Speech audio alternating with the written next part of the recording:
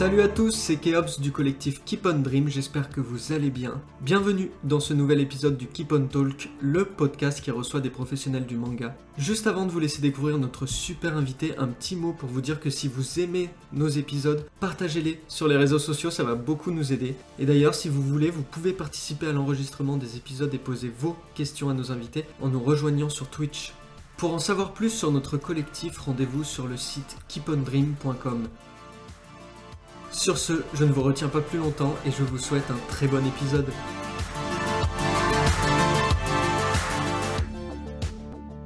Alors bonjour et bienvenue dans ce 11e épisode du Keep on Talk, où aujourd'hui on reçoit Shindo qui vient nous parler de Pilgrim. Salut Shindo. Salut. Comment ça va? Très bien, et toi? Tu viens de m'ôter la première question du podcast. Voilà, malheureusement. comme ça c'est fait, on passe à une autre. Donc je vais quand même la dire. Histoire de, mais première Oui. question et pas des moindres, comment ça va? Ça va forcément super bien avec ma campagne Ulule qui se porte très très bien, j'avoue. Ouais, alors c'est pour ça qu'on te reçoit ce soir, entre autres, mais surtout pour parler de Pilgrim, donc qui est ton manga. Oui. Est-ce que tu peux nous faire un petit résumé de l'histoire? Oh mon Dieu, je suis très mauvaise à ça. Alors, c'est l'histoire de Xenos, qui est un petit garçon qui se retrouve dans un pays qui était en guerre contre son propre pays. Et lui, il se retrouve tout seul. Et il sait pas très bien ce qui lui arrive. Il a perdu ses parents. Il parle pas la langue et tout ça. Et normalement, il devrait se faire tuer sur place parce que voilà, il est considéré comme un ennemi. Sauf qu'il est recueilli par le chef d'État du pays en question, et qui voit en lui un grand potentiel au niveau de la magie et qui lui propose d'entamer une formation pour apprendre à maîtriser ses pouvoirs magiques et devenir ce qu'on appelle un myste. C'est un prêtre de ce pays en question parce que ce sont les prêtres qui ont le monopole de la magie et donc les pouvoirs magiques sont octroyés par les dieux. Mais est-ce que Xenos va réussir à maîtriser les pouvoirs magiques étant donné qu'il n'a pas la bonne religion, il n'a pas la bonne couleur d'yeux, il est considéré comme un étranger et voilà, et tout le monde pense qu'il va pas y arriver parce que voilà, parce que juste c'est un ennemi quoi. Est-ce que j'ai bien résumé? Ouais, je pense, parce que maintenant, si les gens veulent savoir, ils sont obligés de participer à la campagne. Non, parce qu'en fait, Pilgrim est disponible en lecture gratuite sur mon site, donc on n'est même pas obligé d'acheter pour lire. C'est vrai, c'est vrai, c'est vrai. Alors, c'est un manga, enfin, que tu le marques aussi sur le site. C'est un manga que tu as eu en tête, que tu as en tête depuis 20 ans maintenant. Oui, alors pour être précis, Pilgrim, c'est en quelque sorte le préquel de mon manga qui est le projet de ma vie, hein, parce que voilà, ça fait depuis 2002 que je suis dessus. Donc c'est pas le scénario principal. D'accord. C'est un autre scénario que j'ai décidé de raconter cette histoire-là parce que je voulais pas me lancer directement dans mon histoire principale. Tu voulais commencer par quelque chose de plus court. Oui, c'est ça. Je voulais faire un one shot d'entraînement, vraiment. Ok. Et donc, si les gens commandent et passent par la campagne Ulule, qu'est-ce qu'ils reçoivent? Combien de chapitres il y a dans le manga? Est-ce que l'histoire est conclue? Oui, c'est une histoire qui est finie. Il y a 6 chapitres en tout. Ils font, chacun entre 30 et 40 pages mais par contre, c'est un peu aussi une histoire ouverte parce que, je vais faire un deuxième one shot après et ensuite je vais enchaîner sur ma série, principale qui, elle, sera une série longue. Donc c'est plus une introduction à mon univers, même si, l'histoire est autoconclusive, si vous voulez en découvrir davantage, il va falloir lire la suite. Parce que je commence à semer des petits indices et tout ça. D'ailleurs, tu viens de le dire, enfin pour moi c'est une annonce, mais tu viens de dire un deuxième one-shot derrière avant la série. Ouais, c'est ça. De quoi ça va parler? Est-ce que c'est entre les deux ou est-ce que Ce c'est... Exactement, ce sera entre les 2. Ça se déroulera à peu près 1 an après Pilgrim et ça va raconter une autre histoire, voilà. Ok. Alors du coup, pour revenir à Pilgrim et à Reals aussi, puisque c'est l'histoire que tu as en tête depuis une vingtaine d'années. Est-ce que tu Ouais. peux nous parler de sa création? Est-ce que tu te souviens du moment où tu as eu l'idée en tête, de ce que tu lisais peut-être à ce moment-là qui t'a Oh bah inspiré? oui, ouais, oui, je me souviens très bien. Donc c'était en 2002 et alors la genèse du projet très exactement, c'était un concours qui avait été organisé par, les éditions Tonkam. Pour les plus vieux d'entre nous, je ne sais pas s'il y en a à l'époque, Tonkam avait fait plusieurs concours. Le premier c'était sur les anges, le deuxième c'était sur les dragons. Donc j'avais participé aussi à celui sur les dragons, j'avais pas été retenue, hein. Et donc cette année-là, ils avaient lancé un nouveau concours, pour faire une histoire courte, il me semble que c'était, 32 pages, un truc comme ça. Sauf que, bah, le concours a fini par être annulé, donc il a jamais, jamais allé jusqu'au bout et moi j'avais commencé à créer l'histoire d'Aerials et les personnages pour ce concours-là et en fait, bah, je les aimais tellement que je me suis dit: «Bah, c'est bête, c'est pas grave, tant pis pour l'histoire courte, je vais broder autour de l'histoire et puis je vais en faire un manga, en plusieurs tomes» et voilà comment c'est parti. OK. Et puis, bah, voilà, depuis 20 ans, je continue à à travailler sur le scénar, inlassablement. Alors c'est une petite question un peu comme ça, mais toujours sur toujours sur le même univers? Est-ce que tu jamais eu envie de parler d'autre chose? Est-ce que c'est pas moi, par exemple, 20 ans sur le même, peut-être que ça me ferait une torture ou je sais pas, Ah non, moi, c'est un peu l'inverse parce que, parallèlement à, bah, quand je me suis mise à écrire ce scénario, j'ai commencé aussi à travailler, à faire de la traduction.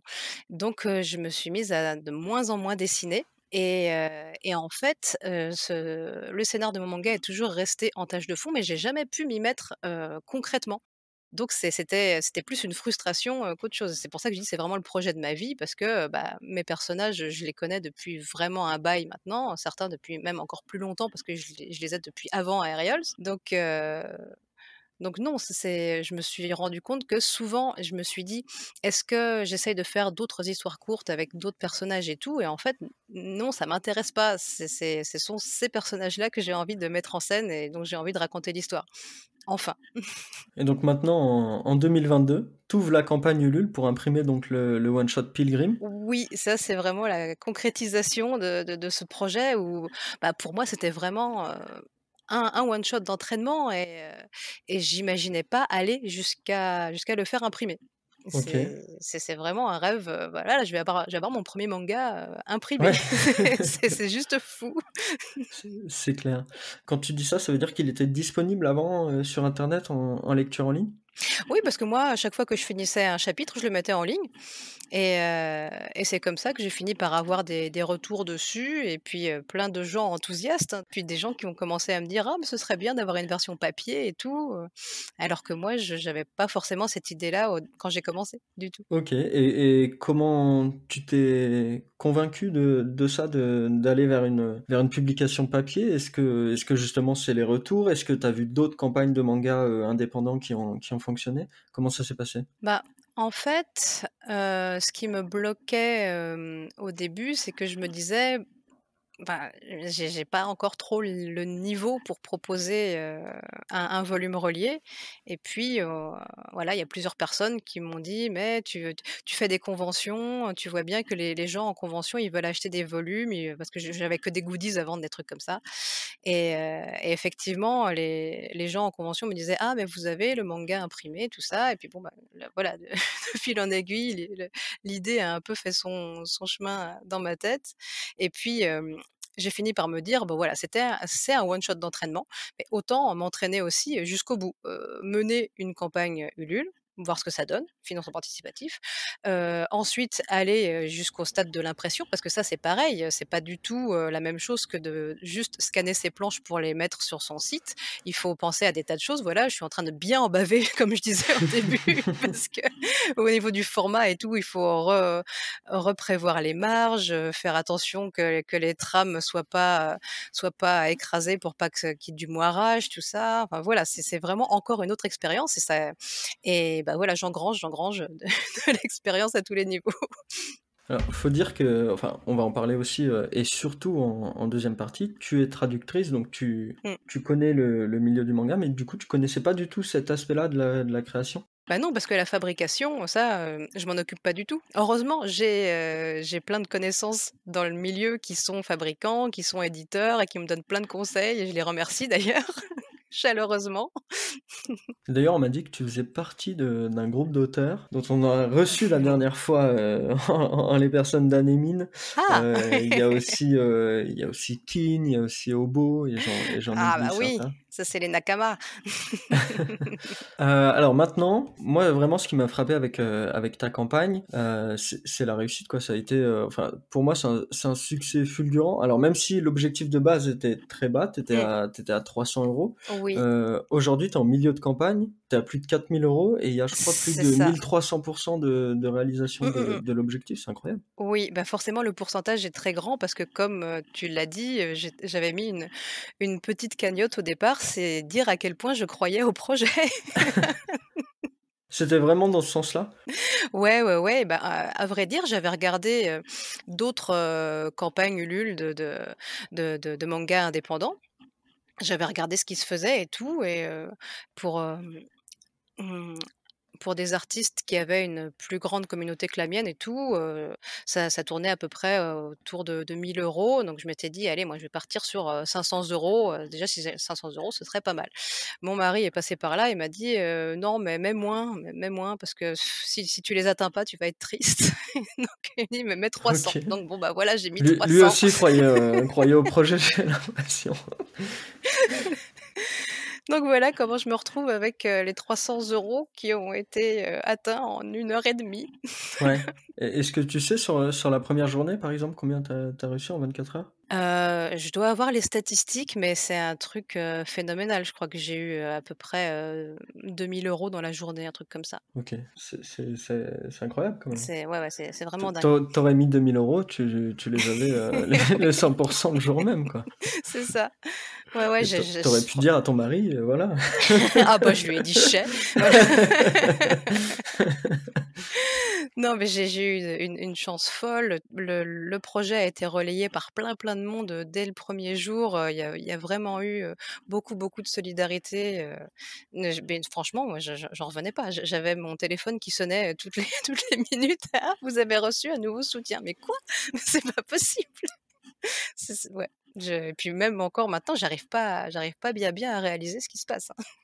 Ouais, et justement, tu penses que ça vient d'où? Est-ce que c'est le fait parce que, bah, comme tu es traductrice et plutôt connue dans le monde de la traduction à côté, où tu fais des émissions et cetera, donc les gens te connaissent un petit peu, surtout maintenant, même si on en parlera, en deuxième partie. Est-ce que c'est le milieu pro qui a pu t'aider là, comme tu le disais là, peut-être à partager ou quoi?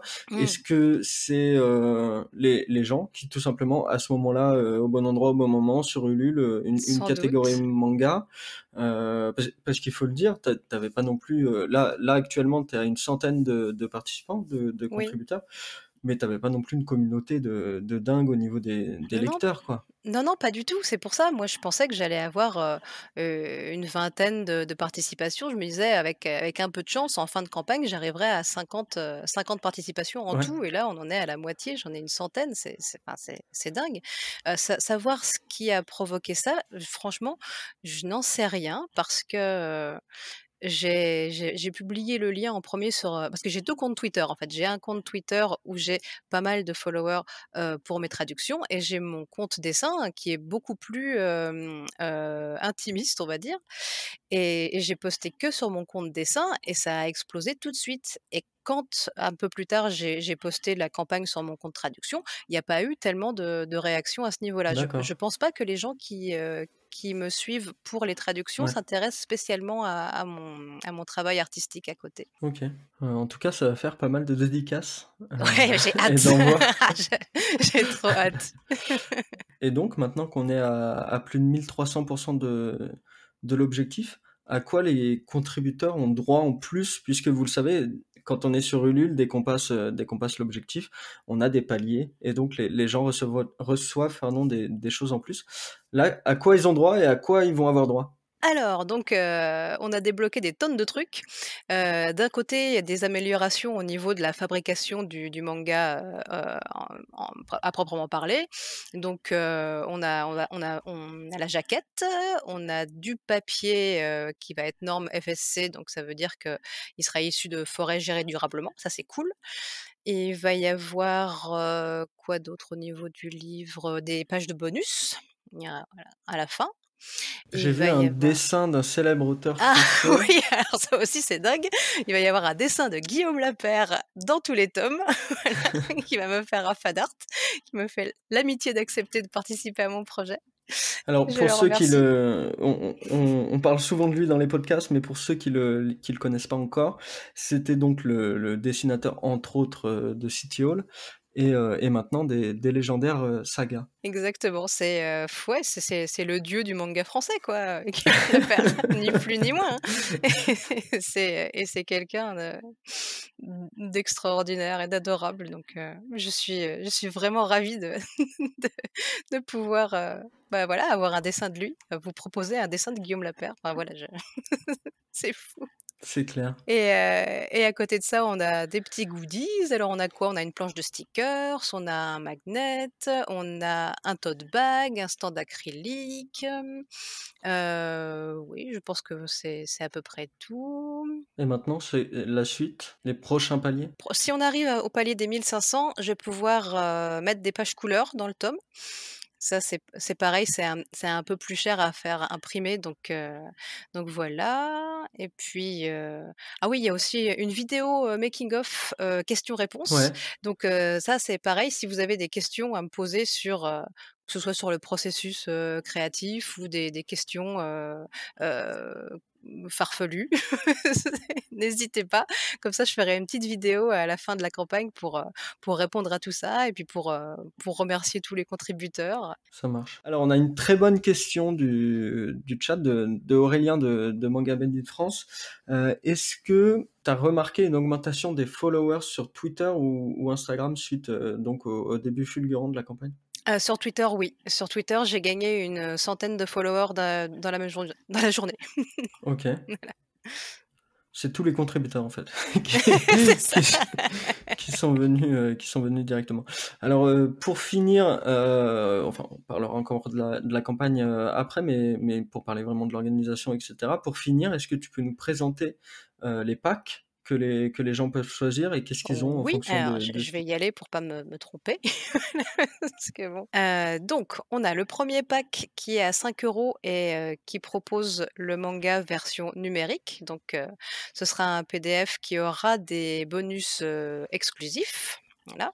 Ensuite pour, 14 €, c'est donc, le manga papier avec en plus le manga numérique. Pour, 20 €, c'est tout ça plus un ex libris, inédit qui sera, numéroté et signé. À partir de 30 €, on passe dans les packs qui auront tous les goodies qui ont été débloqués. Donc tous ceux que j'ai cités, je me les reprends. Donc les marque-pages, il y aura 2 marque-pages, il y aura une planche de stickers, un magnet, un tote bag, une figurine acrylique, voilou, plus, je vais mettre une surprise aléatoire, dans tous les packs. Voilà, plus, l'ex libris, précédent. Pour, 40 €, c'est la même chose que celui à 30 € avec une dédicace en plus, une dédicace au crayon. Pour 60 €, c'est pareil, sauf que la dédicace passe à l'encre et vous pouvez choisir le personnage. Et après, il y a les 2 gros packs. Donc il y a celui à 100 € qui inclut un dessin original à l'aquarelle. C'est pareil, vous pouvez choisir le personnage. Et pour, 200 €, il y a, donc tous les goodies, plus un diplôme de Myst. Ça, si vous avez lu le manga, vous comprenez, sinon, bah, faut lire le manga. Un shikishi avec, le personnage de votre choix. Je sais pas si vous voyez ce que c'est les shikishi, hein, c'est les, supports cartonnés avec des bords dorés. C'est très classieux et un kakemono grandeur nature d'un des 4 personnages principaux. Voilà. Ok. Tout ça a été réalisé sans trucage et sans lire la page. De Euh, mémoire. Est-ce qu'il y a déjà t'as déjà vu une tendance au niveau des personnages? Est-ce que des gens t'ont déjà demandé certains persos en particulier? Est-ce qu'ils sont directement allés lire le manga pour trouver le personnage? J'ai pas encore les demandes pour les dédicaces parce que j'enverrai, un mail à tout le monde à la fin de la campagne. Par contre, je vois les tendances pour les kakémonos, il y a toujours, une suprématie de Xenos, c'est toujours lui Ok. qui qui est le plus populaire. Ce serait pas le héros. C'est le héros. Comment tu travailles? Comment tu t'organises au quotidien pour avancer sur le manga, sur les planches? Alors, bah, c'est chaud, hein, parce que je travaille, à plein temps à côté. Mais justement, j'essaye de plus en plus de ne plus être à plein temps sur la traduction. L'année dernière, j'avais, 1 jour par semaine que je consacrais exclusivement au dessin et sinon, bah, je dessine un peu tous les soirs. C'est épuisant et à partir de cette année, j'ai 2 jours par semaine pour le dessin et à terme, j'aimerais vraiment, faire moitié-moitié. D'accord. Et c'est quoi ton rythme à peu près quand tu étais en train de publier les planches avec un 2 jours par semaine? Bah, du coup, oui, c'est pas c'est pas très régulier. Je sortais à peu près, un chapitre de 3 pages, oui, bien sûr, un chapitre de 30 pages, tous les 3 mois. Quand même? Donc voilà, mais je me souviens, j'avais fait le calcul en comptant à peu près combien d'heures j'avais passé, mis bout à bout et heu et comme ça, j'avais vu que tout Pilgrim, donc les, 210 pages à peu près, je l'avais dessiné sur, l'équivalent de 7 mois à peu près. D'accord. Ce qui est franchement pas mal Bah, dans le c'est toujours un milieu peu, indépendant, amateur. bah, c'est un peu frustrant de faire attendre, les lecteurs comme ça, mais malheureusement, avec le peu de temps dont je dispose pour dessiner, je pouvais pas faire plus vite et je veux prendre de plus en plus de temps pour avancer. Après, on l'a pas dit, mais à 3000 je crois que Guillaume Lapère devient ton assistant. Je crois que c'est ce que tu m'as dit en off. Après, je sais pas si j'ai Non, non, non, l'autorisation de non, le non, dire c'est là, c'est mais c'est Nakaba Suzuki qui devient mon assistant. ah d'accord, C'est d'accord, OK, effectivement. comme ça après ça va dépoter. De toute façon, tu avais prévu un chapitre par semaine, dès Bien sûr. 2023. Oui, Ah oui. oui, ah là, si seulement j'étais à plein temps, mais ce serait merveilleux. D'ailleurs, bah, peut-être qu'on peut parler de ça. Est-ce que sur la campagne, toi, s'il y a bon là, il y a déjà beaucoup d'argent, mais s'il y a encore plus d'argent, est-ce que tu peux te rémunérer? Est-ce que ça te sert à acheter un petit peu de matériel? Est-ce que ça sert pour des choses pour toi concrètement? Alors, là, très honnêtement, la campagne commence à devenir rentable. Sinon, j'y D'accord. étais de ma poche. Bon, sachant que je compte, absolument tout ce que j'ai fait pour la campagne, c'est-à-dire j'avais commandé un trailer, je sais pas si vous l'avez vu, le trailer qui est super cool, Yes. qui a été réalisé par, Cyril Bansard, et avec, Caroline Sagara qui m'a fait la voix off et Antoine Duflo à la musique. En plus de ça, j'ai aussi pris un stand à Japan Expo, ça coûte un rein. Ouais, Donc avec tout ça mis bout à bout, l'impression du manga évidemment, la fabrication des goodies, là, je commence vraiment tout juste à être rentable. d'accord, Donc je vais pas gagner des 1000 et des 100, mais je vais pouvoir, bien sûr. vous faire des produits de qualité. Comment quelle est ta méthode, pour avancer dans le manga? Est-ce que tu es en traditionnel, en digital, un peu des 2? Ouais, je suis tout traditionnel. J'aime le papier, j'aime la plume et j'aime l'encre. J'aime surtout l'encre. Et il y a que les trames que je fais sur Clip parce que, bah, comme je dis souvent, j'ai arrêté les trames tradi depuis 1999. Faut arrêter, ça prend beaucoup trop de temps. C'est rigolo, hein. Moi, j'aimais bien, hein, faire, petit collage, on découpe au cutter et tout, mais non, non, non, déjà, j'ai pas de temps, donc je vais pas mettre les trames à la main. C'est un coût aussi. Ouais, ouais, ouais, c'est vrai. Donc là, sous Clip, c'est super, un clic et la trame est mise, mais c'est merveilleux. Voilà, mais c'est vraiment tout ce que je fais en numérique. Sinon, c'est à la main, moulé à la louche. Et donc tu as des planches chez toi? Tu as les planches Ouais. originales du manga? Ça doit être super aussi. Ah oui, Tu travailles sur quel format? donc ça, c'est du B4. Donc le B4, c'est un peu plus petit que l'A3. Et c'est le format, traditionnel, qu'utilisent les mangaka au Japon aussi. Donc qu'est-ce que ça change? Bah, c'est plus, confortable de travailler sur un plus grand format.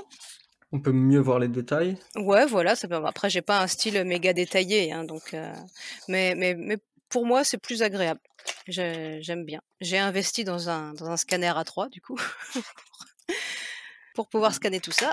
Hop, je suis très organisée et surtout, j'ai investi dans un plan incliné parce que quand on travaille en tradi, on se fait très mal au dos. Donc Ouais. donc vaut mieux travailler, bah, un peu plus à la verticale. Est-ce que tu as tout le setup avec la table lumineuse, tout Ouais, ça? ouais, ouais. J'ai la table lumineuse, je m'en sers pas hyper souvent parce que je fais le crayonné et l'ancrage sur la même planche. Puis, bah, j'ai voilà 3 tonnes de plumes, de des encres parce qu'il faut, une encre pour les planches, une encre différente quand on fait, du Copic, une autre encre encore quand on fait de l'aquarelle. C'est génial. C'est la ruine le tradi, hein. Ça prend pas de place en plus. Non, pas du tout. Et le manga, lui, il sera j'ai vu, il sera en format 12 par 18. Ouais, format classique, classique manga, voilà. Ouais, d'ailleurs, j'en profite pour faire une petite pub, le premier manga du cadet Pain est en format 12 7 Oh. fois 18 aussi, si jamais vous voulez Mmh. le commander, il passe dans vos bibliothèques, voilà. Alors, il y a des gens qui travaillent au tradi aussi, hein, sur le chat, donc ça, c'est C'est intéressant. bien, team tradi. Alors, moi, j'ai une question à propos plus de l'histoire, du manga, de Pilgrim, Mmh. parce que quand on lit, on sent vraiment, bon, on est dans quelque chose qui se rapproche de l'Antiquité, c'est un peu dans ce décor-là, avec les temples, la grande prêtresse, etc. Et bien sûr, on a aussi l'histoire, bah, comme tu le disais quand tu nous as fait le résumé au début de l'épisode, l'histoire d'un réfugié, bon enfant, mais d'un camp adverse qui vient dans l'autre camp, et ça nous fait penser un petit peu aux tragédies grecques, un peu ce qu'on peut Mmh. voir au théâtre. Quelles sont tes références pour écrire et aussi pour dessiner ce manga? Alors, bon, bah, pourquoi inspiration Grèce antique? C'est c'est juste parce que j'aime ça. Depuis que je suis toute petite, je suis une grosse, nerd de la mythologie grecque et j'essaye de de me rappeler pourquoi je me suis lancée là-dedans en premier et je pense que c'est à cause des cartes de tarot, pour très précisément. D'accord. Donc voilà, mes 2 inspirations, la Grèce et le tarot. Jouer au tarot, Donc c'est si vous voulez faire un manga. non, mais c'est un peu ça parce que donc c'est un univers fictif qui est inspiré de la Grèce, mais c'est pas vraiment la Grèce, hein, c'est des pays que j'ai inventés et en fait, ouais, voilà, je suis fan de du tarot divinatoire. Je sais pas du tout tirer les cartes, hein, mais je sais pas pourquoi, c'est quelque chose qui me fascine, le tarot divinatoire et il y a une carte de tarot qui s'appelle le hiérophante et qui est une arcane, majeure et c'est à partir de cette carte-là où j'ai commencé à me renseigner, ça qu'est-ce que ça veut dire, qu'est-ce que c'est qu'un hiérophante et tout? Et en fait, c'était le nom d'un haut prêtre qui présidait au mystère d'Éleusis dans la Grèce antique et c'est à partir de là que j'ai créé mon histoire. D'accord, Voilà. intéressant. Super intéressant. Et pour ce qui est du dessin, quelle référence as-tu eu? Alors, au niveau du dessin, bah, je ne serais pas là sans Akira Toriyama, évidemment. Même si, j'ai Per appris à Personne ne dessiner, serait voilà. là. J'ai commencé comme tout le monde à dessiner des mangas en faisant du Dragon Ball, hein, mais à un moment donné, j'ai essayé de m'éloigner un peu de son style. J'ai encore du mal à ne pas faire des montagnes de muscles à tout le monde, mais bon ça c'est voilà. Hem et sinon, l'auteur qui m'a le plus influencé ces dernières années, c'est vraiment Nakaba Suzuki, l'auteur de Seven Deadly Sins et Fortnite of the Apocalypse. Voilà, c'est le style de dessin qui vraiment me parle le plus, très dynamique, très, ouais, très spontané, voilà. Que tu traduis d'ailleurs, Oui, il me oui, que je semble? traduis, c'est peut-être un titre, à côté duquel je serais complètement passée si j'avais pas travaillé dessus. Mais voilà, je suis devenue, hyper fan de la série, de l'auteur, ouais, c'est vraiment devenu ma plus grande inspiration et le troisième que je cite toujours, c'est Yoshihiro Togashi, donc l'auteur de Hunter x Hunter et Yu Yu Hakusho. qui pareil a un style très synthétique mais hyper expressif et c'est 3 artistes qui, ont vraiment un gros, gros talent dans le storyboard et heu et j'estime que c'est le plus important dans le manga. Au niveau, donc de la mise en page, Oui, des de la cases, du narration, placement? c'est ça. OK, Mmh. OK. Alors on a une question du chat. Ouais. Quel thème as-tu voulu explorer dans ton manga? Et du coup dans Pilgrim, quel Mmh. préquel? Ouais, bah, disons que, dans Aerial, c'est donc dans tous les spin-offs qu'il va y avoir. Si je devais mettre une grande thématique, ça va être la lutte, on va dire, contre les discriminations dans au sens large, voilà. Donc c'est vrai que sur Pilgrim, on est plus sur le racisme et la perception des étrangers, voilà. Ouais, parce Et que puis, faut le alors c'est pas un spoil, mais on peut préciser que parce que c'est dès le chapitre 1, mais quand Xénos arrive, dans le dans sa nouvelle contrée, lui, il a pas les mêmes yeux que les ouais, gens qui sont là déjà et c'est ça. donc c'est la 1re chose qui le différencie, quoi. Dans le pays, qui s'appelle l'Hélas, tout le monde a les yeux, marrons et tout le monde a les yeux sombres et lui, il a les yeux dorés.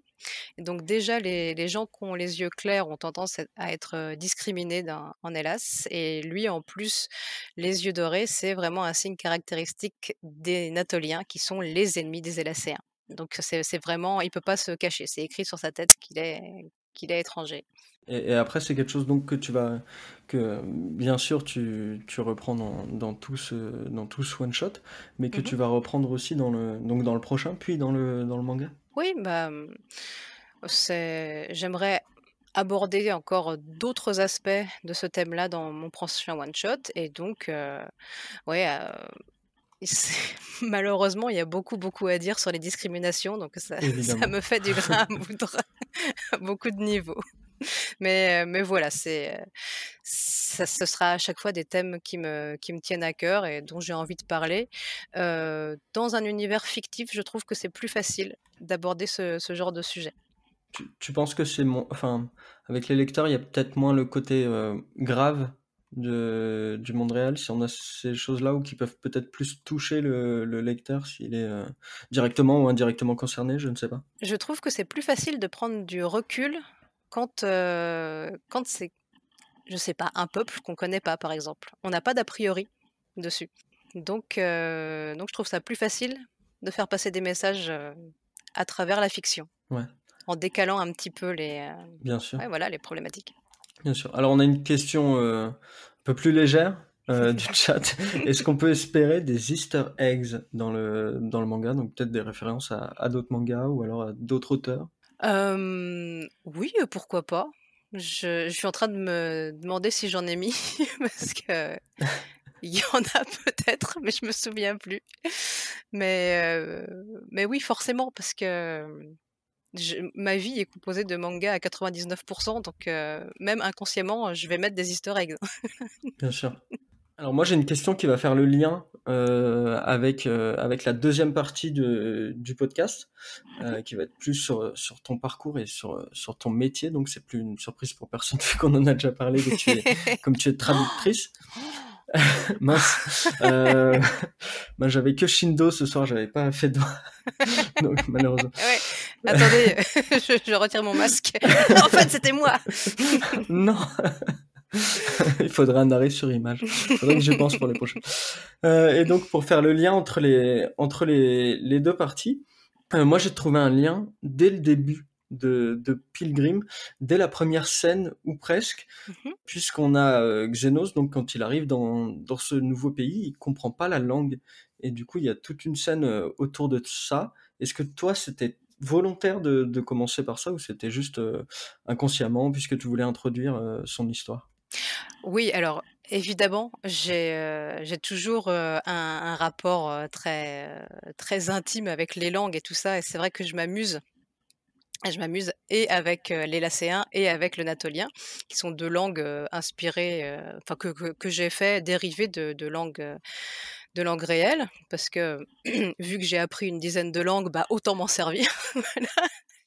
Et oui, c'est quelque chose que j'aime bien réfléchir à, alors l'effet que je voulais te donner au début du premier chapitre, c'est vraiment que le lecteur soit aussi paumé que le héros qui arrive dans ce nouvel environnement, qui comprend pas la langue, tout ça. Et c'est pour ça que pendant toute la première partie, on voit pas très bien le visage des autres personnages, on voit pas leurs yeux. Le Xénos est vraiment dans sa bulle et il comprend vraiment pas ce qui lui arrive. Et c'est vrai que je m'amuse avec, de temps en temps, Xénos qui parle pas très bien, les Lycéens une fois qu'il l'a appris, ou alors, sous le coup de l'émotion, il se remet à parler en atolien, ou alors à chaque fois qu'il pense, bon, ça se voit pas forcément, mais je change de typo quand il pense, il repense en atolien. Heu, voilà, parce que je fais une sorte de, ouais, petite réflexion sur, comment ça se passe quand on vit dans un pays qui parle une autre langue. Au bout de combien de temps on se met à réfléchir dans sa langue d'accueil? Une question que j'ai pu poser à mon père d'ailleurs, qui est marocain et qui donc, sa langue maternelle c'est l'arabe, mais il est, en France depuis qu'il a 20 ans. Et donc je lui dis: «Bah, au bout de combien de temps tu t'es mis à penser en français?» C'est des thèmes que je trouve intéressants. Ouais.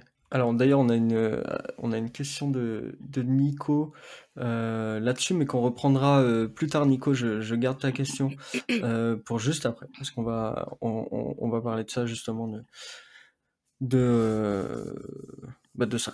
Je garde la surprise. D'accord. Donc pour parler un peu plus de ton parcours et pour arriver à la traduction, tu découvres les mangas avec les animés du Club Dorothée. Mmh. Est-ce que tu peux nous dire l'impact qu'a eu le Club Dorothée sur toi et comment vous, à l'époque, vous avez pris le Club Dorothée, comment c'était peut-être parce que peut-être il y a des jeunes lecteurs de manga qui arrivent sur le podcast et qui ne savent pas forcément ce que c'est ou ce que c'était, même si beaucoup de gens en parlent tout le temps. Et bah, le Club Dorothée et puis même avant, Récré 2, hein, parce que moi je suis très, très, très vieille. C'était, bah, Bonsoir. c'était des émissions, présentées par Dorothée et qui nous a fait découvrir tout un tas d'animés japonais. À l'époque, on savait pas que c'était japonais même, et on a été abreuvés par tout ça.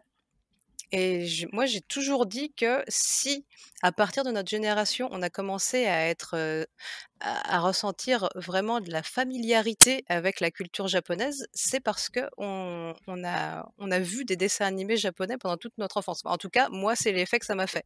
J'ai jamais été déroutée par, bah, oui, par tout ce qui touche au Japon et tout ça. J'avais l'impression d'avoir toujours connu, tout ça. Et oui, bon, donc ma première rencontre avec le Japon, ça a été via Goldorak, j'imagine. En tout cas, c'est le plus ancien souvenir que j'ai. Et ensuite, bah, ce qui m'a le plus marqué, comme tout le monde, c'est Dragon Ball. Dragon Ball en animé, et puis ensuite, quand j'ai découvert en manga, c'est passé vraiment encore au stade supérieur. Alors justement, tu découvres Dragon Ball en papier et c'est là où tu commences à vouloir devenir mangaka, c'est ça? Oui, alors il faut savoir que depuis vraiment toute petite, depuis que j'ai 6 ans, je veux être dessinatrice de bande dessinée. C'est toujours, j'ai toujours voulu faire ça. Enfin, OK. jusqu'à 6 ans, je voulais être boulangère, et ensuite, 6 ans, j'ai la révélation, je veux faire de la BD, je ne parle que de ça. OK. Et Pourquoi pas un manga sur une boulangerie un jour, oh bah, il y a déjà eu Yakitate Japan. Mince. Et oui, j'étais très, très fan mais de franco-belge des années 60 un petit peu. Tout ce qui est, les Schtroumpfs, Spirou, machin. Et quand je découvre, le manga, donc avec Dragon Ball, je me dis: «Mais, en fait, c'est ça, c'est ça que je veux faire. C'est ce format-là, c'est cette narration-là, et c'est du noir et blanc». J'adore le noir et blanc. Donc ça, c'était en 1995. Je fais, le switch en mode: «Bon, bah, voilà, maintenant je veux être mangaka».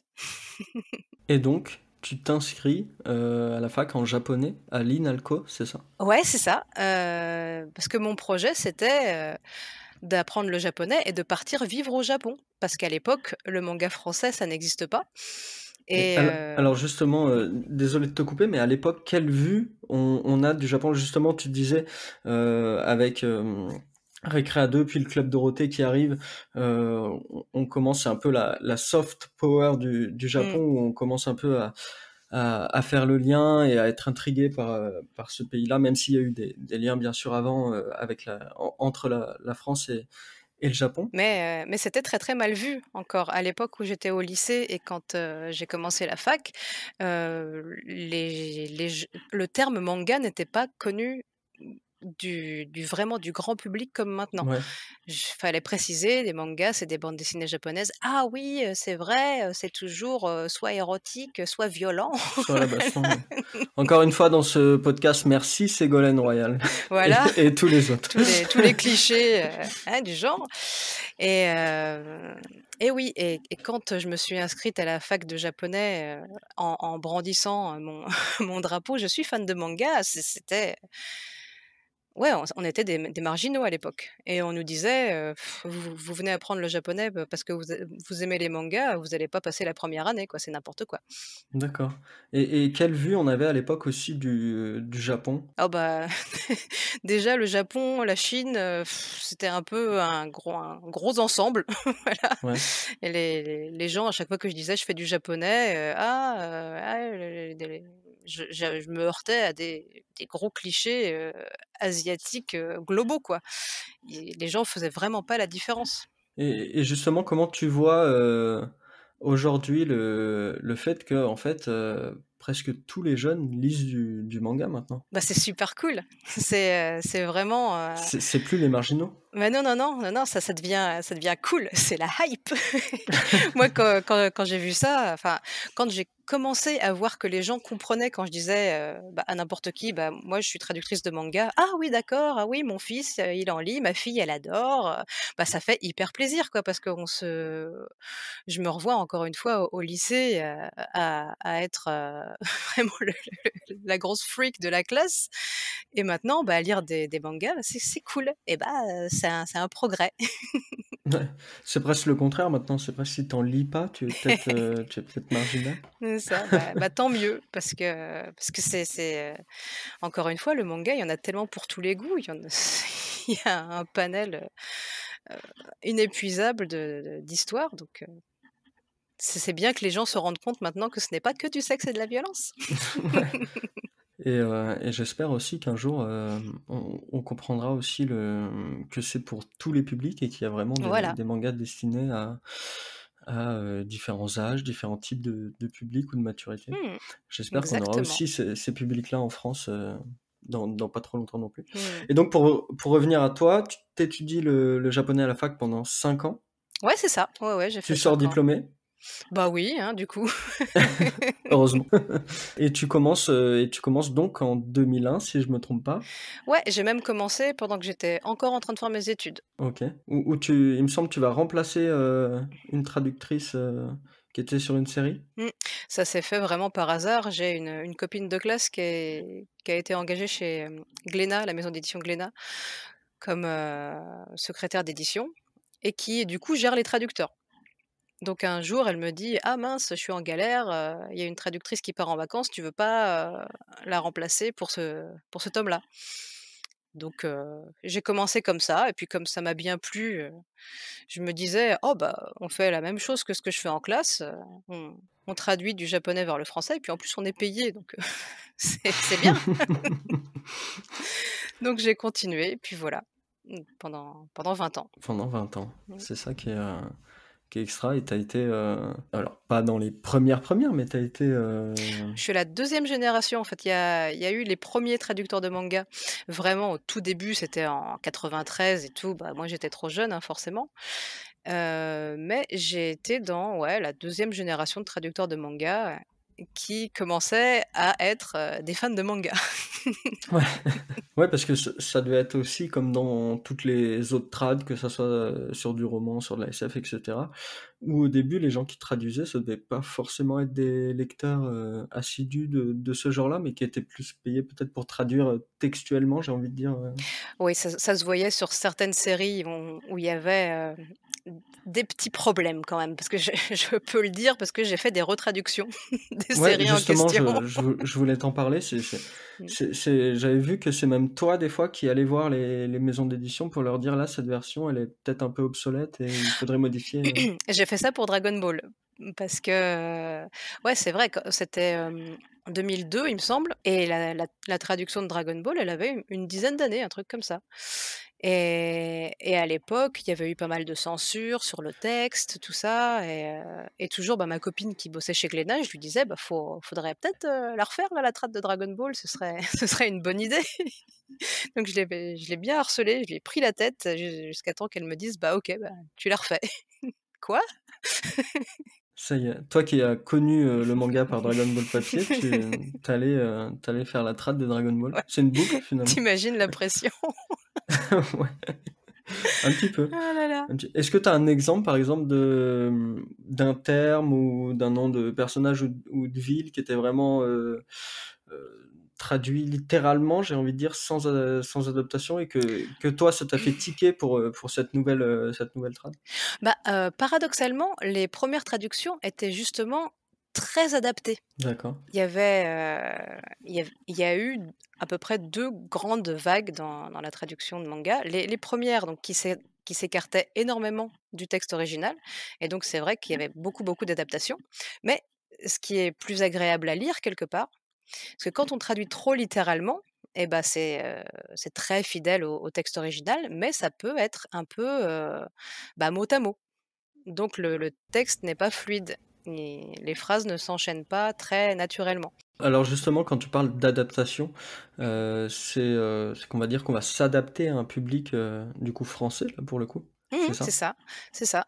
Moi, j'ai pu le voir parce que donc je me suis occupée de 2 versions de Dragon Ball. Donc la première qui est sortie en sens de lecture japonais en coffret, qui s'appelait l'édition de luxe, et ensuite j'ai repris ma traduction pour faire la version, de l'édition la Perfect Edition, et j'étais vraiment débutante quand j'ai fait ma 1re traduction de Dragon Ball, et j'ai laissé plein, plein de termes en japonais parce que pour moi, c'était comme ça que j'allais être le plus fidèle possible au texte original. Et ensuite, quand, quelques années plus tard, j'ai refait celle, enfin, je l'ai pas refaite, hein, j'ai juste, réadapté celle de la Perfect, je me suis dit: «Il vaut mieux quand même faire davantage d'adaptations pour que le grand public soit moins dérouté». Si on met, 15 mots japonais par page, bah, c'est beaucoup trop lourd au niveau de la lecture, c'est pas lisible, quoi. Bien sûr. D'ailleurs, il y a des gens dans le chat qui te remercient pour la traduction. Bah, de rien, c'est un plaisir. J'aimerais bien la refaire parce qu'elle commence à être vraiment vieille. Alors justement, comme on parle de ça, qu'est-ce qui est le plus difficile dans le travail de traduction, justement? Ce qui est le plus difficile, j'ai plein de choses qui me viennent en tête. Allez, top 10. Je vais essayer de faire simple. Donc, le rôle du traducteur, c'est vraiment d'être le porte-parole de l'auteur original. Donc, il va falloir trouver la bonne manière de retranscrire ce que l'auteur a voulu dire, mais ça ne veut pas dire, encore une fois, le dire mot à mot. C'est trouver l'équivalent en français de comment on dit ça naturellement en français pour que le lecteur français puisse avoir une expérience de lecture vraiment similaire au lecteur japonais. Et donc ça passe par, plein d'exercices De et compromis, non? de compromis aussi, de casse-têtes infernaux. L'exercice le plus difficile, c'est sur l'humour. Tout ce qui est les gags, tout ça, l'humour japonais est assez différent de l'humour français. Il faut parfois trouver des jeux de mots, et on est obligé de s'éloigner très, très loin des fois du texte japonais pour trouver quelque chose qui fonctionne en français, qui soit drôle, et qu'on soit pas obligé de mettre une astérisque: «Alors en fait, il y a marqué ça et ça voulait dire ça», et puis, bah, juste du coup, c'est pas drôle, hein. Ouais. En fait, faut tu finalement de garder l'esprit du texte? C'est ça. Garder la volonté de l'auteur original. Essayer de se mettre à sa place et de dire: «Bah, voilà, il a voulu faire passer ça comme idée, et comment on va faire en français pour faire passer la même idée?» Alors justement, Dans les jeux de mots et dans l'humour japonais, en quoi c'est différent de l'humour français? Si tu arriverais à globaliser. Je vais citer Keiyo, je pense que tout le monde connaît Maître Keiyo et lui, son humour est basé sur le calembour. Parce qu'il y a plein d'homonymes en japonais, donc il va faire des phrases avec, 2 mots différents, mais qui se prononcent de la même manière et c'est ça qui va être, rigolo. Par exemple, qu'est-ce qu'il pourrait y avoir? Oui, alors par exemple, il va dire, «Moshi moshi, daremo denwa ni denwa». Donc on voit que dans la phrase, il y a 2 fois le mot denwa. Une fois, ça veut dire téléphone et une autre fois, ça veut dire ne réponds pas. Donc la phrase littéralement, c'est, «Allô? Ah, personne ne répond au téléphone». Donc en français, ce n'est pas drôle du tout. Je voulais pas je voulais pas intervenir, mais effectivement. Donc il va falloir trouver un truc. Alors je sais plus ce que j'avais mis dans Dragon Ball, il me semble que c'était, «Allô? Ah bah, il y avait personne, téléphone qui croyait prendre». Voilà. OK. OK, là, Désolée. pour le coup, très drôle. C'est Ça s'entend. Moi, j'entends le chat perso qui est, on voit qui est en le délire. corbeau qui passe derrière ou? En tout cas, il y a un humour, très différent. Voilà. OK. Et quel est pour revenir à du plus sérieux et du plus grave, quel est le rythme de travail? Quelles sont tes heures? Enfin, combien de temps tu dois faire un tome? Comment ça marche? Ça, je pense que les gens sont curieux de savoir aussi. Est-ce que c'est des commandes? Est-ce que c'est toi qui vas te proposer? Enfin, voilà, tout cet aspect-là du travail. C'est, c'est les éditeurs qui me proposent, des titres. Ça m'est arrivé une seule fois d'en proposer un, donc c'est vraiment pas vraiment pas souvent et à partir de là, l'éditeur va me donner, le planning quand j'ai de la chance sur l'année, sinon, sur 6 mois, sinon sur moins longtemps et après c'est moi qui dois m'organiser parce que je travaille pour plusieurs éditeurs à la fois. Donc remplir mon petit planning, sachant que, pour traduire un tome de manga, je mets entre, 3 et 4 jours en fonction de la difficulté et de la quantité de texte. OK, et parce qu'il faut le dire, ça aussi, tu l'avais précisé dans une intervention que j'avais vue, les gens ont ou avaient tendance, à penser que la traduction, finalement, c'était un peu la propriété de l'éditeur, Ah! alors que l'éditeur est responsable de la traduction, mais c'est pas lui qui va directement traduire, Oui, alors c'est une très bonne question, parce que le statut de traducteur est assez peu connu en France et il faut savoir que donc on a un statut d'artiste-auteur, donc au même titre que les écrivains, les photographes, tout ça. Donc quand on écrit une traduction, on est propriétaire de notre texte et on doit céder nos droits à l'éditeur pour l'exploitation. Donc on est toujours propriétaire de la traduction et on touche des droits d'auteur dessus.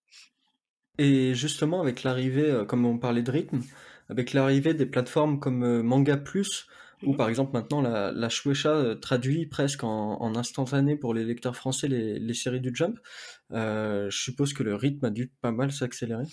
Oui, alors, sur Manga Plus, moi je travaille pour une, série hebdomadaire du Jujutsu Kaisen, donc heureusement les chapitres sont assez courts, c'est une vingtaine de pages, mais c'est vrai que c'est toutes les semaines. Donc c'est vraiment un rythme, assez harassant, étant donné que, soit je reçois le chapitre le vendredi soir et je bosse pas le week-end, donc ça ne me sert à rien, soit je le reçois le lundi matin et il faut que je le rende, le lundi. Donc il faut se dépêcher. C'est beaucoup d'organisation parce que, il faut pas encore une fois, quand on est traducteur, on est au début de la file, au début de la chaîne de production. Donc si nous, on a du retard, tout le monde a du retard. Et là, sur une série hebdomadaire qui doit sortir, toutes les semaines à la même heure, on n'a vraiment pas le droit à l'erreur. Donc oui, c'est, fidèle au poste, tous les lundis, quoi qu'il arrive. Parce qu'il faut dire aussi, il y a pas que enfin, dans le travail de traduction, et aussi, finalement introduit le travail de recherche ou des fois sur des mots ou sur des notions, japonaises? Ou alors si, par exemple, je dis une bêtise, mais on va être sur un manga qui parle de mécanique, Mmh. par exemple poussée de voitures, des réparations de moteurs ou j'en sais rien. Si toi tu es pas spécialiste là-dedans, je suppose que tu dois aussi te renseigner et faire des recherches pour savoir les mots exacts en français, là-dessus? Oui, alors quand on est traducteur débutant, on a tendance à accepter absolument, toutes les séries et qui nous passent sous la main parce qu'on a besoin de travailler. Maintenant, j'ai la chance d'avoir, de pas mal de boulot, donc je peux davantage choisir les séries que je vais traduire ou non et maintenant, quand je tombe sur des thématiques, comme ce que tu viens de dire, par exemple la mécanique automobile, c'est vraiment pas mon rayon. Donc si on me propose ça, je vais dire: «Bah non, désolé, on demandez plutôt à un traducteur qui sera plus calé sur ce sujet parce que c'est quand même mieux, même si on peut faire des recherches et tout ça, hein, mais c'est quand même mieux d'avoir quand même des notions à l'origine». C'est, ouais, j'ai toujours tendance à ne pas prendre quand c'est des mangas sur le sport, par exemple, parce que je suis vraiment très, très nulle en sport ou des trucs, très réalistes sur la guerre, tout ça. Je sais que je vais pas être à l'aise avec ce genre de vocabulaire, ça va pas me venir, spontanément. Alors que, bah, voilà, mes éditeurs savent au bout d'un moment que j'aime, j'aime le shonen fantasy, la baston, donc là, il y a aucun problème, par exemple. Après, oui, c'est rigolo aussi, j'ai travaillé sur un manga qui s'appelle Reine d'Égypte et là, c'est super documenté parce que ça décrit vraiment la vraie vie romancée du premier pharaon féminin qui a réellement existé et donc là, il y a des tonnes et des tonnes de recherches à faire, mais c'est vraiment passionnant.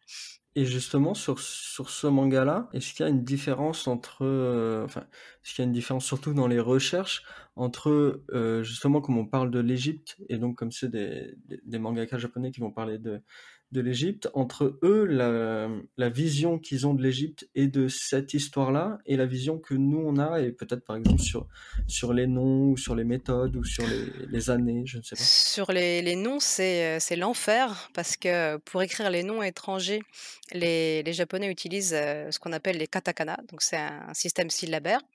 Hem et sauf que, bah, en japonais, il y a pas tous les sons comme dans d'autres langues. Donc on a une version un peu, tronquée, on va dire, des noms et à partir de là, on doit faire nos recherches. Donc il faut vraiment se torturer la tête pour se dire: «Ah tiens, ça ressemble peut-être à ce nom-là, je vais faire des recherches de mon côté pour voir, ah oui, OK, dans la généalogie des pharaons, ça a l'air de coller». Mais ouais, c'est un jeu de piste, hein. Et pour l'instant, t'as pas eu de retour, négatif? Non, non, non, parce que, bah, là, c'est une série Kyun, alors, l'équipe édito de Kyun est toujours, hyper au taquet et fait toutes les vérifications de son côté aussi, donc voilà, c'est toujours un un plaisir de bosser avec eux. Alors justement, en parlant de ça, est-ce qu'il y a des éditeurs qui interviennent un petit peu sur la traduction ou sur les différentes versions que tu vas proposer? Oui, ça dépend des éditeurs et ça dépend de quel membre de l'édito va repasser sur la trad. Ça j'ai l'impression que c'est un peu en fonction des caractères des gens et en fonction des chartes, des éditeurs. Par exemple, Kyun que je viens de citer a, a pour principe de proposer des traductions très, très homogènes dans tout leur catalogue. Donc les responsables éditoriales font un gros, gros travail de réécriture pour tout mettre, à peu près au même niveau de langage pour proposer, genre un label de qualité, quoi. Il y a Bio, d'autres, voilà, c'est la ça, je le sais, label traduction rouge. bio. Label rouge.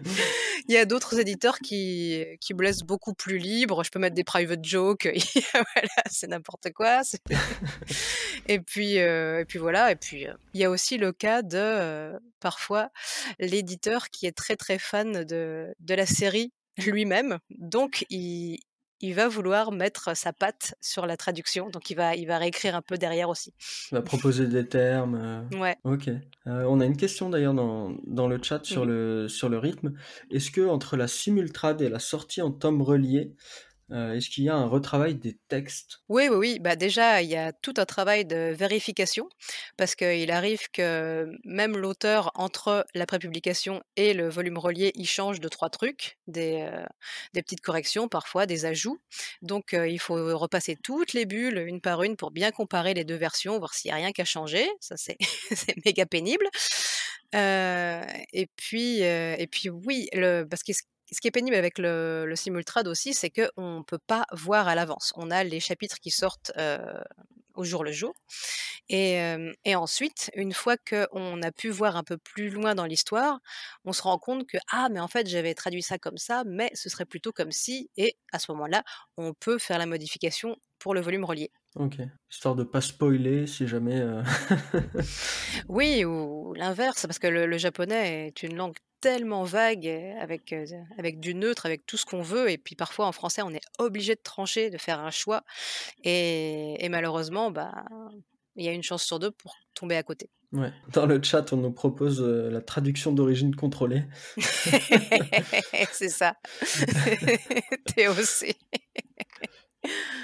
Moi, j'avais une question par rapport à justement, tu en parlais sur, sur le fait que le manga a ouvert un peu les esprits, en France sur le Japon. Mmh mh. Est-ce que toi, tu as un vrai lien qui s'est développé avec le Japon en parallèle de ton métier? Ou alors pour toi, le Japon et donc la langue japonaise, c'est vraiment qu'à travers le prisme du manga?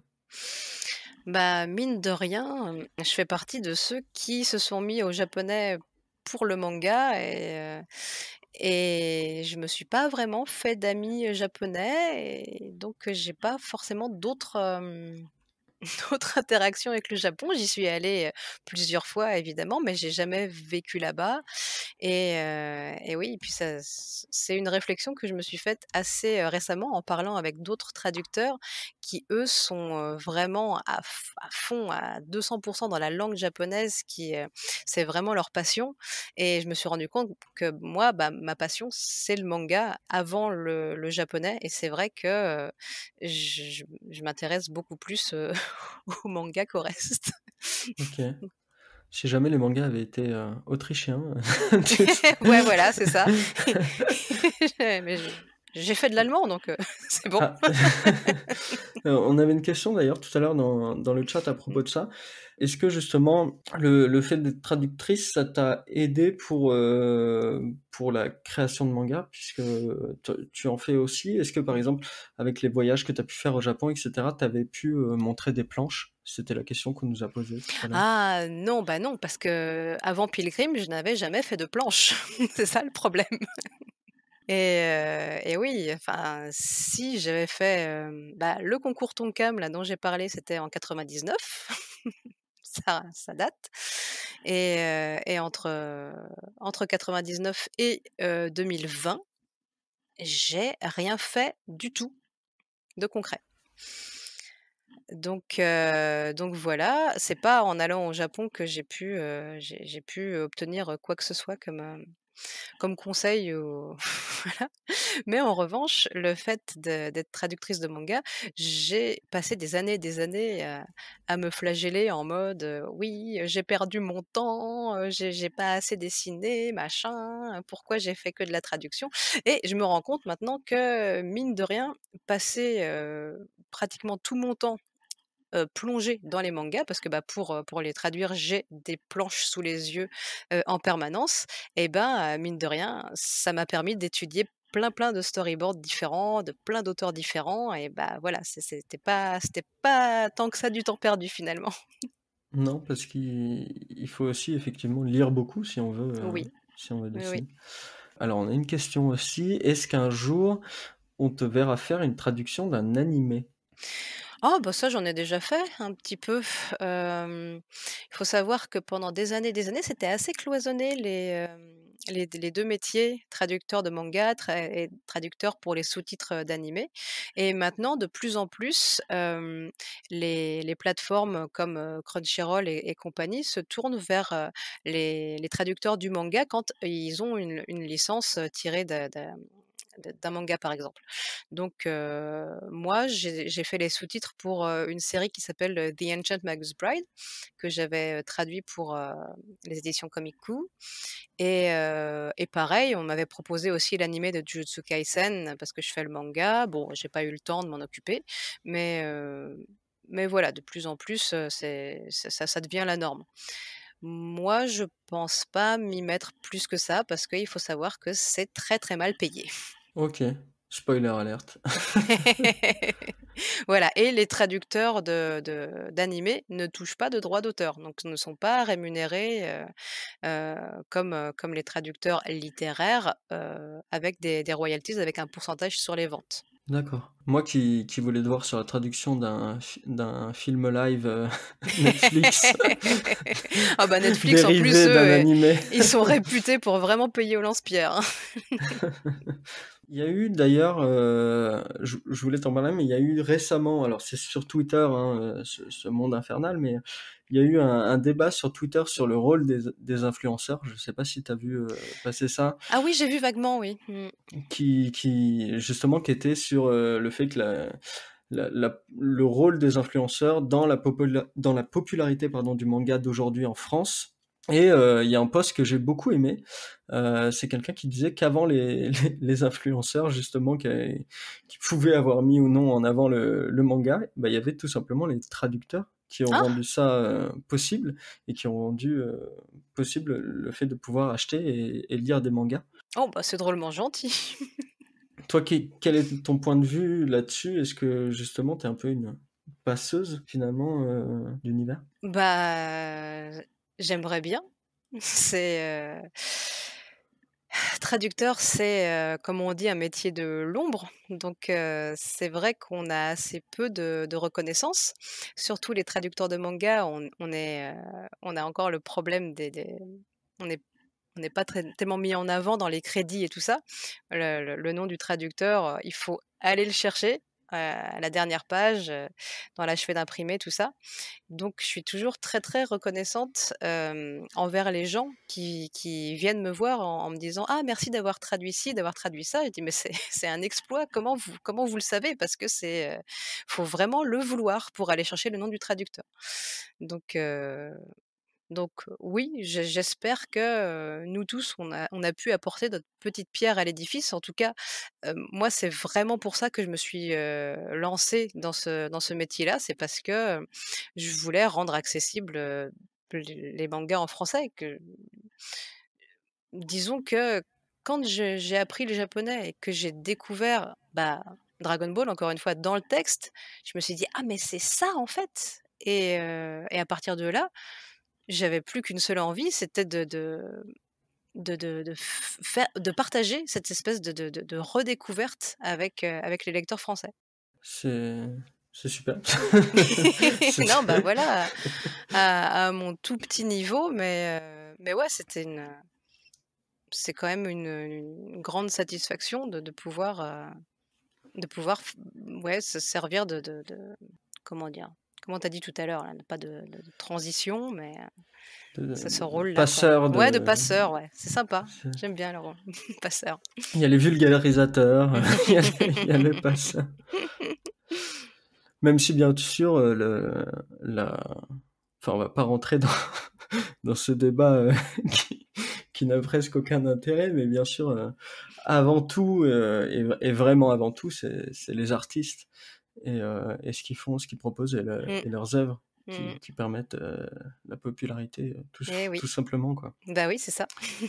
Mais justement, comme tu en parles, qu'est-ce que tu penses de la nouvelle mise en lumière un petit peu des traducteurs avec, par exemple, on voit maintenant des prix, Mmh. tous les ans qui sont donnés à la meilleure traduction, voilà. Est-ce que tu penses qu'aujourd'hui le rôle de traducteur, le travail de traducteur, il est mieux appréhendé et Mmh. mis en avant? Et Oui, est-ce que oui. c'est assez, pas assez, tu penses?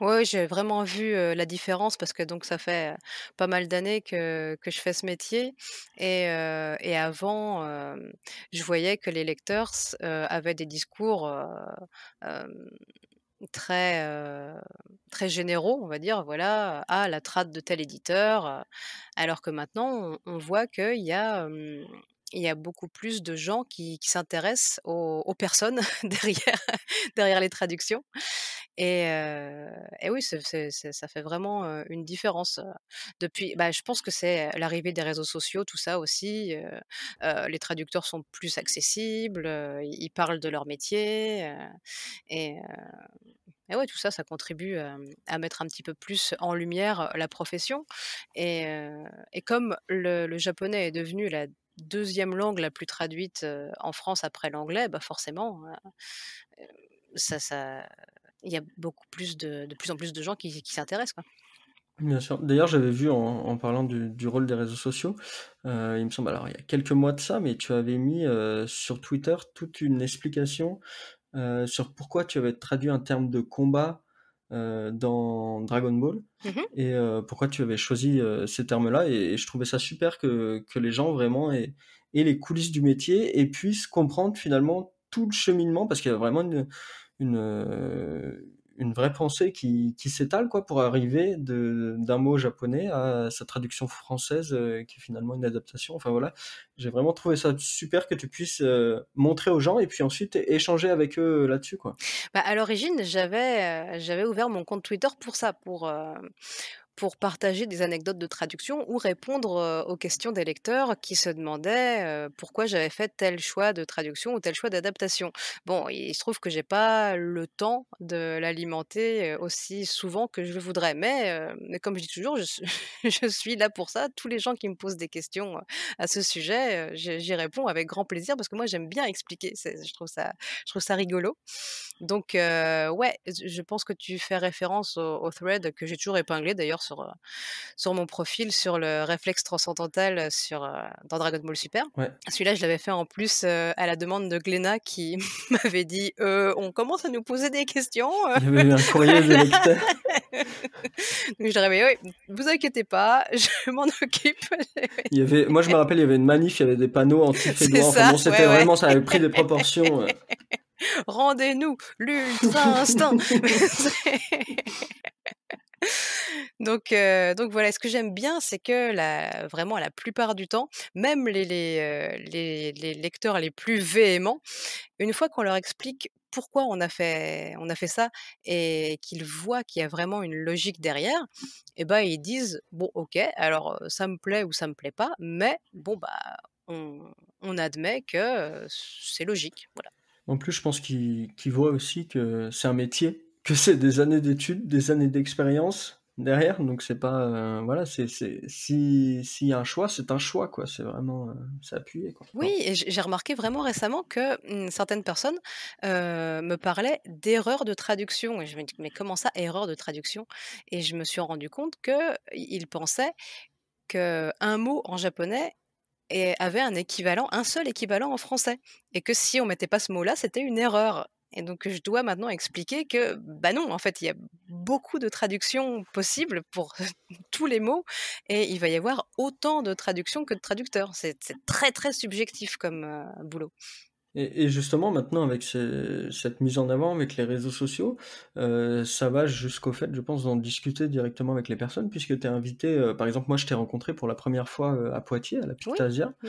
et tu es invitée en tant que traductrice et donc tu peux échanger directement avec les gens, C'est ça, c'est trop génial. Ouais, ouais, vraiment, à chaque fois, il y a surtout, bah, des fans de Dragon Ball et maintenant de Jujutsu Kaisen un peu, qui viennent me voir et puis, encore une fois, on peut échanger bah, sur le texte, quoi. Donc c'est super. Moi, j'ai vu des fans de Pilgrim aussi, qui sont Alors passés. alors là, je peux en parler comme personne. Tu as pu dédicacer à Ah la mais place. ouais, j'en ai fait quelques-unes quand même. Mais même si, j'espère que j'en ferai davantage quand j'aurai le manga imprimé. N'oubliez pas, la campagne est en cours. Vous Bien avez sûr. vu?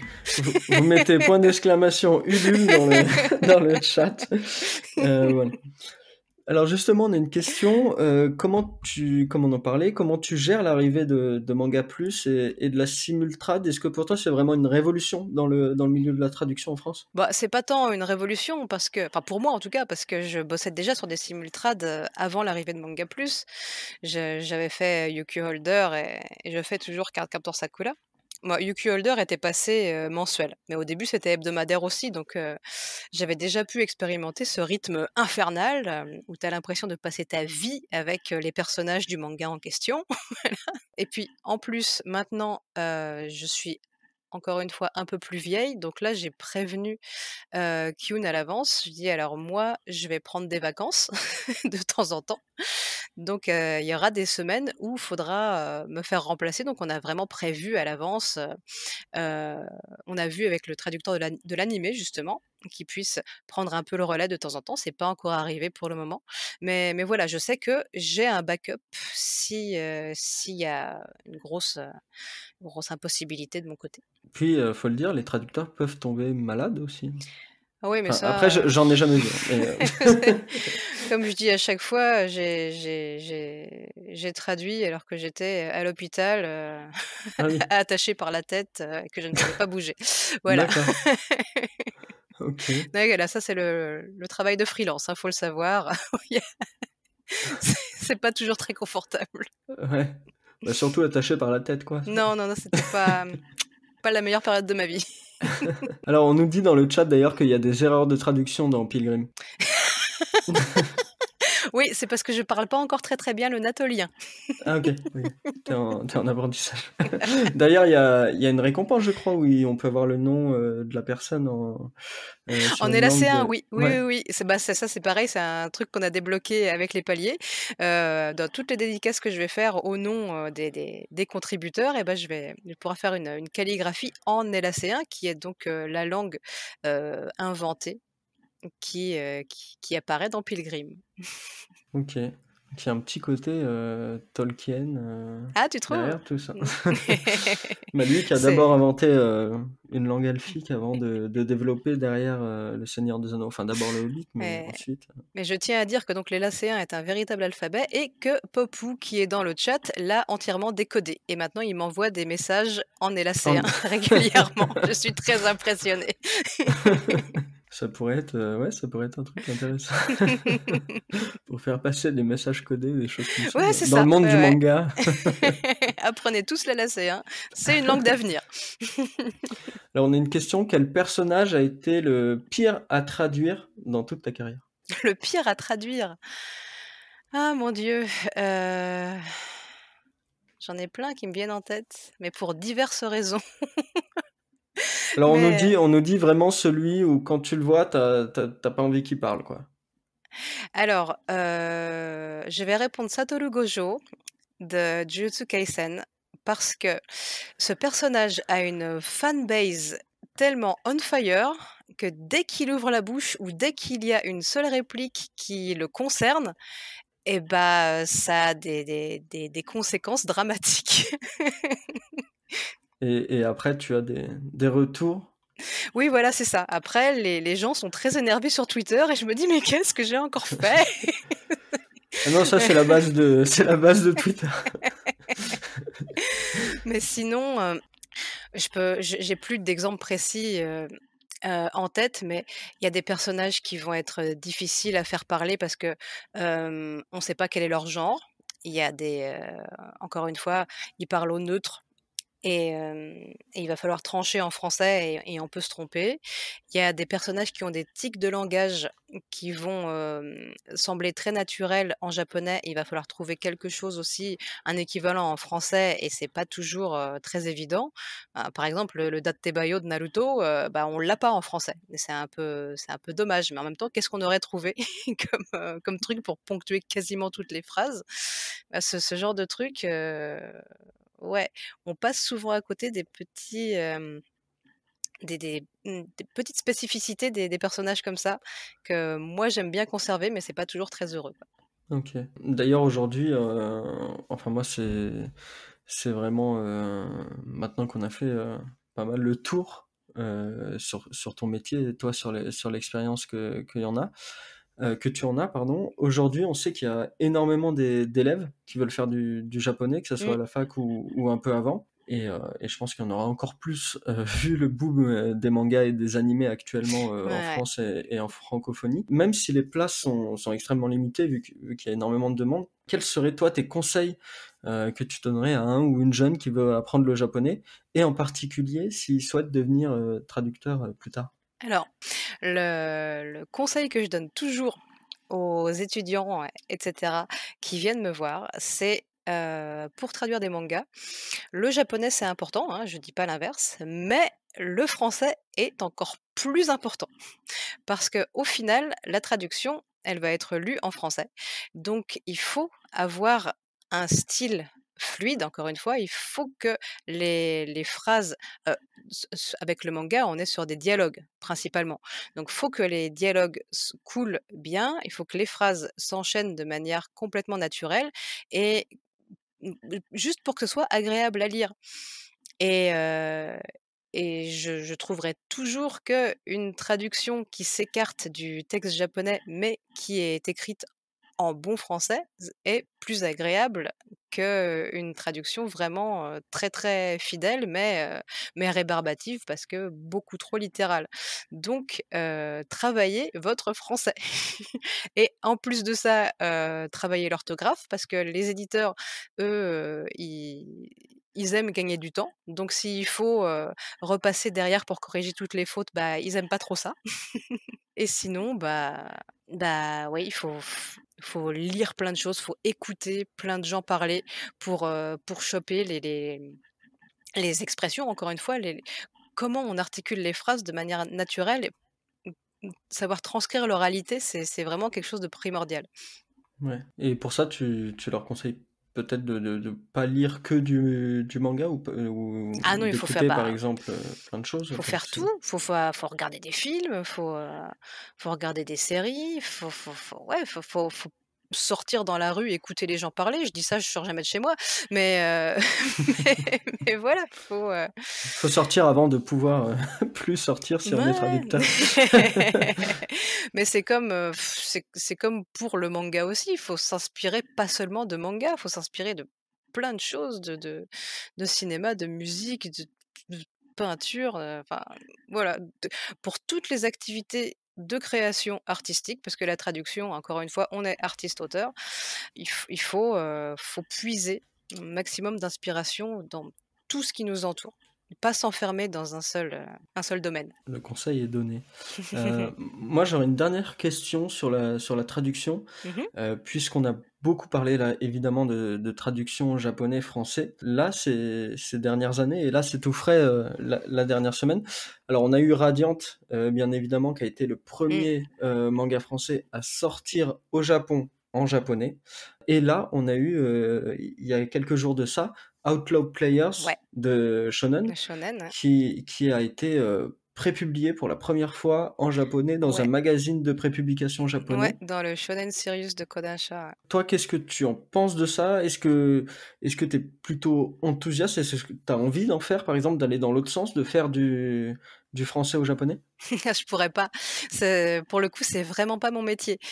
Quand on est traducteur, on traduit toujours vers sa langue maternelle pour, toutes les raisons que j'ai données précédemment et heu et moi, je ne pourrais absolument pas faire de la traduction du français vers le japonais, par exemple. Il faudrait que ce soit un japonais qui fasse ça.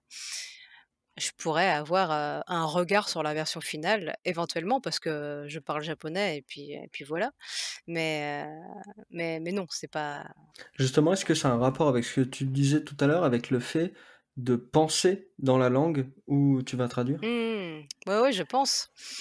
Hem, Moi, déjà, je suis pas quelqu'un de bilingue au sens, de je ne parle pas couramment japonais. Je lis le japonais, je l'écris, mais je ne le parle pas. Ça fait longtemps que je suis pas allée au Japon, donc je ne sais pas, comment s'articulent les phrases en ce moment au Japon Comment les Jones et voilà, exactement. Heureusement qu'on a internet, hein et et oui, non, il y a sûrement des gens qui sont, suffisamment imprégnés de la langue japonaise pour faire cet exercice-là. J'en doute pas, mais en tout cas, c'est pas mon cas. Et justement maintenant, enfin maintenant ça fait, en gros, enfin toi tu as 20 ans d'expérience, mais on va dire en gros une trentaine d'années de publication de manga papier, en France. traduit donc des mangas japonais. Et maintenant, au bout de cette trentaine d'années-là, on commence à voir justement des mangas français qui sont traduits en japonais et qui sortent au Japon. Mmh. Toi, quel regard du coup tu as là-dessus, sur cette évolution? Bah, forcément, c'est une très, très bonne nouvelle parce qu'on on voit que les Japonais s'ouvrent de plus en plus, aux créations des autres pays, alors qu'ils étaient quand même très renfermés sur eux-mêmes jusqu'à maintenant et ça prouve que, les la génération actuelle a vraiment intégré tous les codes du manga et a digéré tout ça et peut maintenant proposer, des œuvres, bah, qui intéressent même les Japonais, c'est dire, alors qu'ils sont très, très difficiles. Évidemment. Et la question derrière tout ça, c'est quand est-ce que Pilgrim va être traduit?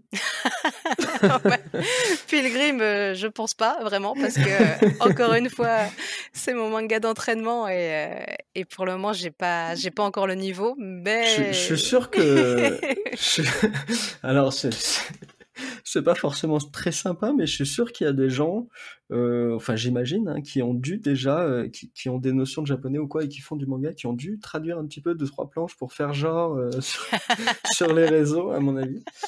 oui, bah, je pourrais faire genre sur les réseaux, hein, mais après, je sais pas si c'est D'ailleurs, très utile. en parlant de ça, peut-être une question un peu plus sérieuse, dans ce sens-là. Qu'est-ce que tu penses, toi, et comment tu gères les onomatopées? Et du coup, dans ton travail d'auteur, hein, je parle. Mmh. Et est-ce que, toi, quand tu vois, par exemple, des onomatopées japonaises dans des mangas français, alors on le voit pas, il me semble, j'ai pas d'exemple là au niveau pro parce On que s normalement ça se fait Si, dans pas Orion. dans Enfin, Orient? je peux témoigner parce que j'avais traduit les onomatopées du tome 2 d'Orion, justement. D'accord. OK. Et ben justement, on est en plein dedans, alors c'est Mmh. super, tu vas pouvoir, répondre avec beaucoup de précision. Bah, alors attends, ta question c'était pourquoi faire des onomatopées japonaises dans un manga français, c'est ça? Ouais, et Mmh. comment toi tu vois ça? Mmh. Hem, alors moi je suis pas allée, j'ai pas eu cet objectif-là parce que, j'estime que l'onomatopée donc c'est un travail, graphique qui fait partie de la composition, de la case, tout ça. Donc, comme moi j'écris en français, je trouvais ça logique d'écrire mes onomatopées en français aussi, pour le public francophone. Ensuite, je pense que, à force de voir des onomatopées écrites en japonais et ben, il y a certains auteurs qui vont, plus naturellement reproduire les kanas, par exemple, pour écrire les onomatopées, qui sont souvent, écrites en katakana, donc des formes très, très carrées, très, très dynamiques, on va dire, à composer. Et qui Et impacte quoi, visuellement, voilà, quoi? voilà, c'est toujours un peu compliqué de faire des zones dynamiques avec des caractères très ronds. Par exemple, on a beaucoup de O en français, des S, des trucs comme ça. Il faut essayer de casser un petit peu, tout ça pour faire des zonos qui claquent. Donc je trouve que c'est plus facile avec les katakana, de les dessiner pour faire des onomatopées impressionnantes. Et puis, aussi, je suppose que, certains auteurs ont la volonté d'être publiés aussi au Japon un jour et donc, à ce moment-là, bah, ils se disent que, les onomatopées, je vais y arriver, seront déjà, toutes faites, Ouais, il y j'imagine? aura pas besoin d'adaptation graphique, quoi. Alors, on a une petite précision d'Aurélien dans le chat qui nous dit: «Le 2e manga français traduit au Japon avant, Outlaw Players est Last Man de Bastien Vives et Michael Sanlaville». Alors, oui, effectivement, j'avais oublié cette œuvre-là, mais en réfléchissant, si, je m'en étais rappelé, un petit peu avant, je pense pas que je l'aurais cité, en fait, tout simplement parce que pour moi, alors, aujourd'hui, maintenant, il y a une nouvelle version qui sort là, dans les et on va complètement, on n'est plus du tout dans le avec Shindo là, on va on va complètement dans un autre débat. Mais pour moi aujourd'hui, en ce moment, il y a une sortie librairie de la semaine justement où ils refont la série. Enfin, ils la refont pas, ils font juste une réimpression, mais en format plus manga. Mais du coup, ça va bien appuyer mon propos. Moi, je pense qu'au début, Last Man n'a pas été vendu et la promotion n'a pas été faite pour un manga. Pour moi, c'était vraiment vendu et les auteurs en parlaient vraiment comme une création française de bande dessinée au style un peu japonisant. J'avais vraiment cette impression-là. Et même quand Last Man, la série animée, est sortie, on parlait pas du manga Last Man, on parlait de la bande dessinée, l'œuvre Last Man. Donc voilà, je sais pas si mon point de vue est juste ou intéressant, mais du coup, je l'aurais pas forcément dit non plus dans les mangas traduits, même si maintenant avec la nouvelle version qui sort, qui est effectivement une édition plus manga au format manga, on peut maintenant considérer ça comme un manga. Mais pour moi, si tu as besoin de faire une édition manga, c'est-à-dire qu'à la base, c'était pas forcément le format voulu. C'est QFD. Enfin, après, je sais pas, je veux vraiment pas. Et peut-être qu'un jour, on aura un ou des auteurs de Last Man qui passeront, peut-être dans quelques saisons ou je ne sais quoi, et qui pourront nous éclairer un peu plus là-dessus. Mais en tout cas, Après, je des serais fois, curieux. il y a des Curieux, pardon. auteurs qui veulent faire un manga et on leur dit: «Ah bah non, le manga, ça se vend pas, donc faites plutôt ci», alors que Ouais, leur volonté à la base, c'était d'avoir un format plus manga. ouais. Et d'ailleurs, en parlant de Last Man, je peux déjà vous dire, puisque je les ai aussi rencontrés à Poitiers comme toi, Ouais. Shindo, que passeront sûrement dans le Keep on Talk Max et Tiers-Monde, si je me trompe pas, qui sont les Ah mais auteurs oui, de de Nako. Nako, qui sont adorables. Ouais, qui sont très très Mmh. sympas et qui en plus de ça, pour moi, Max, il a vraiment un trait, enfin on en parlera quand ce sera son tour, mais qui a vraiment un trait qui se rapproche beaucoup justement du trait et de Mmh. la dynamique qu'on a dans la semaine.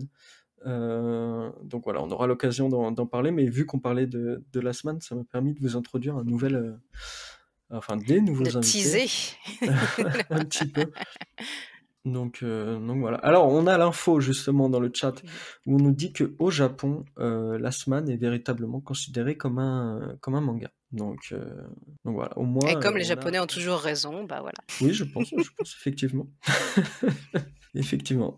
J'ai vu tout à l'heure une question pour revenir justement sur ton manga, puisque Mmh. Pilgrim est un préquel d'Aerials, et Mmh. désolé si je prononce ça très mal, Oh vous, non. vous connaissez dans le chat mes accents très pourris, puisque tu as dit justement que ton manga, que cette série serait une série longue, est-ce que tu as déjà une idée en tête de combien de tomes tu as prévu? 150. Ok, très bien. Non, c'est faux. Et, et qui continuera, qui prendra la suite pour... Voilà, c'est ça. Ah bah, je forme mes enfants là, hein, c'est Ah ok. ah ouais. C'est comme Anémine, on a les futurs assistants Ah oui, oui. qui sont en Ah bah, apprentissage. il faut y penser, hein, maintenant. Non, plus sérieusement, je sais pas encore exactement combien de tomes. Je sais combien j'ai d'arcs, je sais de quoi je veux parler, D'ailleurs, pour la petite histoire, je me suis mise sérieusement à bah, à Pilgrim et à entamer concrètement le projet quand, en 2019, j'ai trouvé la fin d'Aerials. Jusqu'à présent, jusqu'à en 2019, je ne l'avais pas Ok. et C'est le préquel qui t'a donné la fin, c'est drôle ça. en fait, non, j'ai réfléchi au préquel après, Ah ok. mais c'est juste pendant l'été, j'ai trouvé la fin et je me suis dit: «Bon, bah, là, c'est le bon moment de m'y mettre» et c'est par la suite que je suis rentrée, j'étais en vacances. Je suis rentrée, j'ai écrit, tous mes arcs, détaillés et je me suis dit: «Allez, on s'y met» et bah, non, on va peut-être pas s'y mettre parce que, je suis pas au point et c'est là que je me suis dit: «Qu'est-ce que je vais pouvoir faire avant d'entamer ce projet-là?» et c'est là que j'ai trouvé l'idée de Pilgrim. Ok. Et justement, alors on a déjà parlé de tes inspirations au niveau du dessin et de la période historique, mais on a Gigito qui nous demande quelles sont tes inspi dans ta démarche artistique. Dans ma démarche artistique, T'as le droit de citer au Borognon. je ne vais pas citer au Borognon et il sait très bien pourquoi.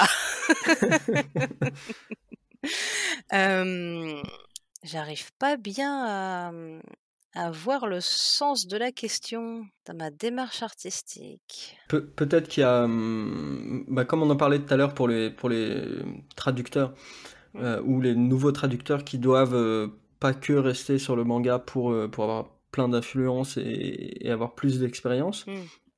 Est-ce que toi, peut-être dans l'art en général, hormis les mangas, est-ce qu'il y a des choses qui t'inspirent pour ton travail de créatrice? Ah bah, oui, il y a plein de choses, mais après ça va être des choses qui vont m'inspirer, mais on va pas forcément voir le lien, très bien avec mon manga. Enfin, par exemple, j'écoute beaucoup de musique et ça m'inspire énormément. Bah, d'ailleurs, mon manga s'appelle Aerials, donc si vous avez la ref dans le chat, je vous en prie. Vous trouverez, voilà, d'où ça vient. Hem Est-ce que celui qui a la ref gagne quelque chose de la campagne? Oh bah oui, tiens pourquoi pas. Allez, Allez, un volume ça de part. Pilgrim Oh à là, gagner. carrément, OK, OK. Le chat Et avait pas besoin puis, de ça, mais il va se réveiller quand même. non, mais oui, ouais, ouais, plein de groupes de musique. D'ailleurs, à chaque fois, pour tous mes mangas, je leur donne des titres de mes chansons, que j'affectionne particulièrement. Sinon, bah, oui, comme je disais tout à l'heure, tout est parti d'une histoire de tarot, combinée avec de la Grèce antique. Je mets vraiment J'ai l'impression toutes mes inspirations, vraiment pêle-mêle et j'ai remarqué que c'est rigolo parce que Nakaba Suzuki est un de mes auteurs préférés et il a une approche assez, similaire à la mienne.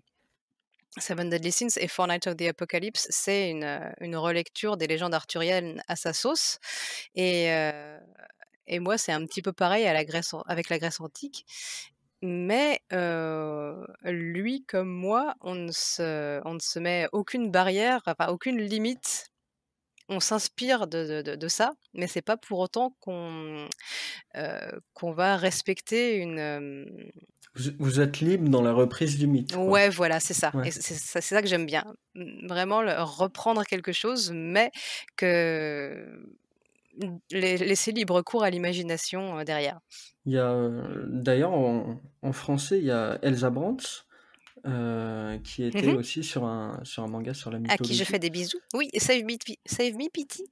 Ouais, et qui va sortir, prochainement, comme nous l'a annoncé, Timothée Guédon, en 2023, un Ouais. nouveau manga. C'est ça et que moi, j'ai vu les planches originales. Oh là! Oh là, oh là! Et alors, qu'est-ce que tu as vu? Je ne vous dirai rien, mais ça va être très marrant. Très, très hâte. Et justement, quand tu parlais d'histoire, quand tu parlais que tu as eu la fin en plein été, Mmh mh. heu, comment marche chez toi le processus de création, justement Ah! d'écriture d'idées et cetera? Est-ce que ça devient à des moments précis? Est-ce que tu as une discipline? Est-ce que c'est beaucoup plus libre? Alors en fait, comme j'expliquais, j'ai, très peu de temps à consacrer, à mon activité, artistique. Donc il va y avoir beaucoup de moments dans la journée quand, je suis pas sur la traduction, parce que la traduction, ça me prend vraiment toutes mes capacités intellectuelles. Mais quand je fais toute autre chose, ça peut être quand je vais chercher mes enfants à l'école ou quand, je fais la cuisine, je profite de tous ces moments-là pour réfléchir à mon manga en tâche de fond non-stop. Donc j'élabore, le scénar, le storyboard et tout au maximum dans ma tête, quand j'ai pas l'occasion d'avoir une feuille sous la main comme ça quand je m'y mets, quand je mets à me devant ma Ça vient plus. voilà, il y a plus qu'à à dessiner le truc et c'est vrai que je ressasse, je ressasse, beaucoup dans ma tête, avant de m'endormir, vraiment, c'est les dialogues, tout ça, ça se met en place, vraiment, tout dans ma tête. Ouais. Bah, justement, alors souvent chez les auteurs, enfin dans le manga, mais partout ailleurs, que ce soit les scénaristes, les auteurs de romans aussi, et cetera. Il y a souvent ce fait-là, que les idées viennent quand finalement, comme tu dis, le cerveau est un peu déconnecté. Ouais, c'est ça. Quand on n'est pas vraiment en train, de réfléchir à un truc, on est plus sur un truc peut-être mécanique ou habituel ou Et puis après, dans un deuxième temps, bah, là, je vais commencer à échanger avec, bah, soit mon mari que j'ai toujours sous la main, soit, Obo qui est mon coach, et comme je dis à chaque fois, plaisanterie mise à part, si j'avais pas rencontré cette espèce d'abruti, je ne me serais jamais lancée dans mon manga donc merci espèce d'abruti. et qui me fait des retours non seulement sur mes dessins et ma technique graphique, mais on parle beaucoup, beaucoup du scénario, il est très pointilleux sur des détails et tout et ça franchement, ça n'a pas de prix, pouvoir faire des brainstorming comme ça, tester l l'histoire d'un chapitre sur le le 1 cercle pour avoir les premiers retours, bah oui, c'est indispensable.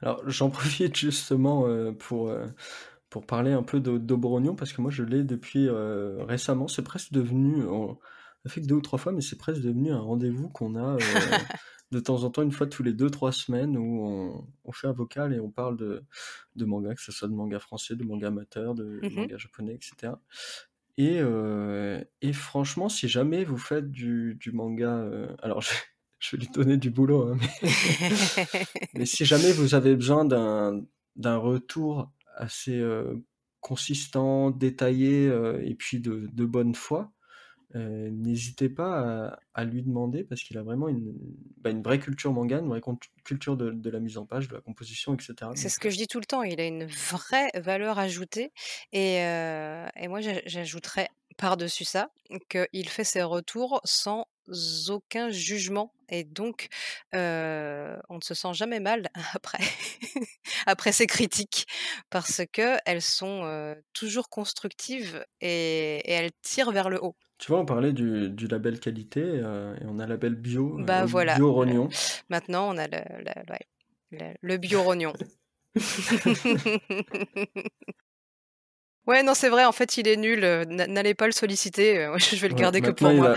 il va avoir des milliers de messages privés, sur Insta, sur Twitter et cetera. Vu qu'on est à la moitié de pas à la moitié de l'épisode, hein, parce que sinon ça voudrait dire qu'on y est encore. Et vu qu'on est à la moitié de la campagne maintenant, qu'il reste 15 jours, toi, qu'est-ce que tu attends encore de la campagne? Même si à mon avis, enfin comme tu l'as dit au début, toutes tes attentes ont été, Ah bah oui. dépassées dès les premiers jours. Oui, oui, oui, bah, j'avais prévu, 17 paliers. Je crois que on les a débloqués en 2 3 jours. Donc après, bah, justement, Obo, Kin et Anémine peuvent, en témoigner. J'étais en PLS en mode: «Les amis, vous avez pas des idées? J'ai plus rien, je suis à sec». Mais on a beaucoup, discuté justement, ils m'ont donné des tas d'idées, eux et puis, les éditions Nazca que je salue aussi, qui m'ont beaucoup, beaucoup aidée.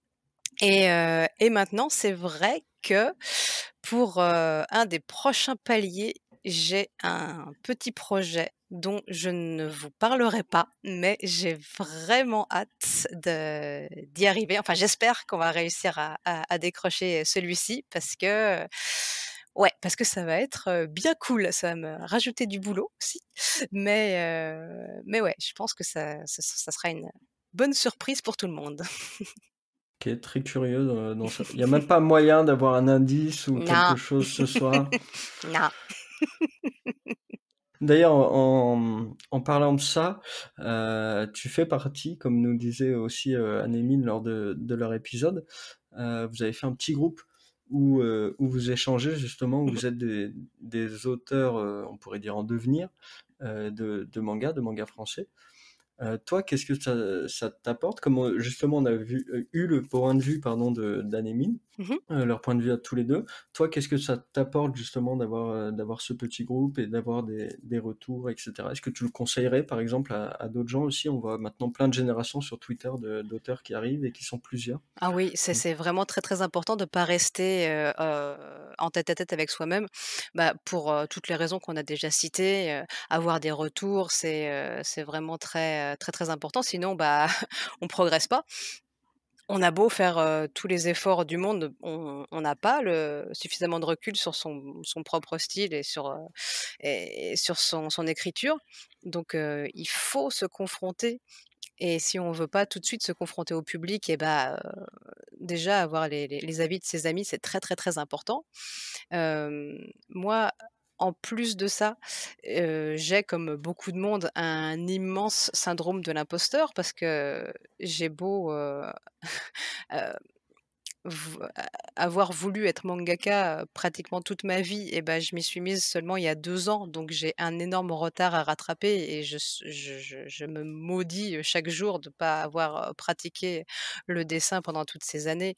Donc savoir qu'il y a des gens que j'admire vraiment comme Kin, comme Anemine, des tauliers, je veux dire, du manga FR qui qui m'ont proposé de faire un groupe avec moi, bah, pour la confiance en moi, ça déjà c'est irremplaçable, vraiment.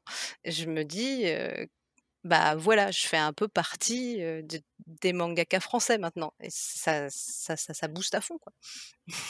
Bien sûr. En parlant de Kin, hein, pour préciser, c'est donc une auteure qui va sortir très bientôt, Yes! son manga Smile, chez Doshin Édition. Mmh. Donc voilà, au courant, enfin, je sais pas si je peux dire les dates et cetera. En tout cas, nous, du côté du Keep on Dream, on est très fiers parce que c'est une ancienne auteure, du magazine et du collectif. Donc voilà, on lui souhaite aussi beaucoup de succès et vous la retrouverez, je pense, très vite dans un épisode de podcast aussi, quand elle pourra en Et parler, ouais, quand ça sera sur le point de et sortir. quand elle aura sa campagne Ulule aussi. C'est ça. Bon, bah, je pense qu'on a fait déjà un grand tour. Je pense qu'on a parlé de pas mal de choses. Est-ce que Mmh. toi, il y a des choses sur lesquelles tu aimerais revenir? Est-ce qu'il y a des choses que tu aimerais développer sur Pilgrim, sur la campagne, sur le manga papier? Enfin, n'hésite pas. Bah, j'ai pas vu passer toutes les questions, j'avoue, j'en ai laissé, j'en avais vu du chat, mais je les ai plus là sous les yeux malheureusement. Qu'est-ce qu'on pourrait dire? Qu'est-ce qu'on pourrait dire, sur tout ça? Que, bah, juste je suis, absolument ravie de ce qui est en train de se passer. Là, j'ai vraiment le sentiment que, ma «carrière» avec des énormes guillemets dans le manga, a commencé et puis, bah, on va pas s'arrêter là parce que encore une fois, j'ai des tonnes et des tonnes de choses à vous raconter. J'ai des enfin voilà, un scénario et un univers que je mijote à petit feu depuis, des décennies. Donc soyez prêts. Est-ce que tu aurais un mot pour les gens qui, là, viennent d'écouter, par exemple, 1 heure et demie, 2 heures du podcast, arrivent à la fin et sont toujours un petit peu indécis de savoir s'ils participent à la campagne ou s'ils vont lire ton manga ou pas? Est-ce que tu aurais un petit mot pour eux, là, pour les convaincre en fin de podcast? Alors, bah, j'ai envie de dire, Pilgrim, c'est mon premier manga. Du coup, c'est, l'occasion de découvrir, mes premiers pas dans le manga et de prendre vraiment un artiste au berceau, si suis-je tentée de dire?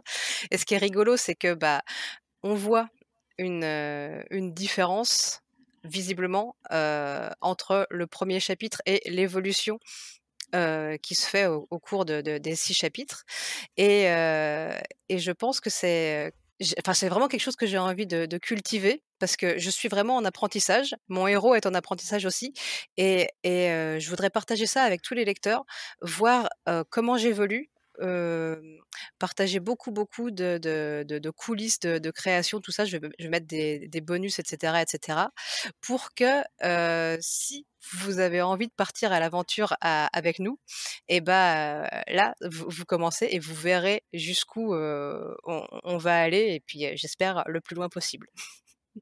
Super, super, super. Et bah, je pense qu'on va clôturer tout doucement là-dessus. Juste avant de terminer, et si jamais de prendre encore une ou deux questions, si vous en avez Mmh. dans le chat, c'est le moment. Je voudrais avant tout remercier les gens qui sont venus ce soir et qui ont Oui, posé merci! leurs questions. Merci les Voilà. compagnes! Merci tout le monde, c'est très intéressant et ça a pu aussi mettre pas mal de questions sur le devant de la scène. Et j'espère aussi que ce podcast et j'espère donc que ce podcast a pu aussi faire découvrir le métier de traducteur aussi à des gens qui le connaissaient Mmh. pas, même si tu es d'abord venu en tant qu'auteur. Bah, Donc, n'hésitez pas, vraiment, j'ai mon Twitter, traduction, c'est, Tiffy Shindo, si vous voulez me poser des questions sur les traductions. Donc voilà, merci beaucoup à tout le chat qui était là en live Et je le redis aussi pour ceux qui le savent pas forcément et qui vont écouter ça en podcast après, les épisodes sont enregistrés en live sur Twitch. Donc là, par exemple, Shindo, ce soir, elle était en live, en webcam et donc elle a pu montrer, par exemple, des planches, aux En gens qui étaient là. exclusivité. C'est ça. Donc voilà, abonnez-vous aussi, à la chaîne Twitch pour, être informé et être là pendant les lives et poser, vos questions directement. Alors là, justement, la dernière question nous vient d'Anémine et clôturera le podcast. Est-ce qu'on peut préciser les prochaines conventions où on peut te rencontrer? Ah mais oui, très, très, très, très bonne question. Donc je serai, à Japan Tour, c'est début juillet. Attendez, je reprends mon calendrier. Il me semble que c'est le 1er, Les genre les fiches? 2-3-4 juillet, voilà. Japan Tour Festival. Ensuite, je serai à Japan Expo. Non, j'étais sur le mois de septembre, n'importe quoi. Bref, c'est début juillet. Japan Expo, du 14 au 17 juillet.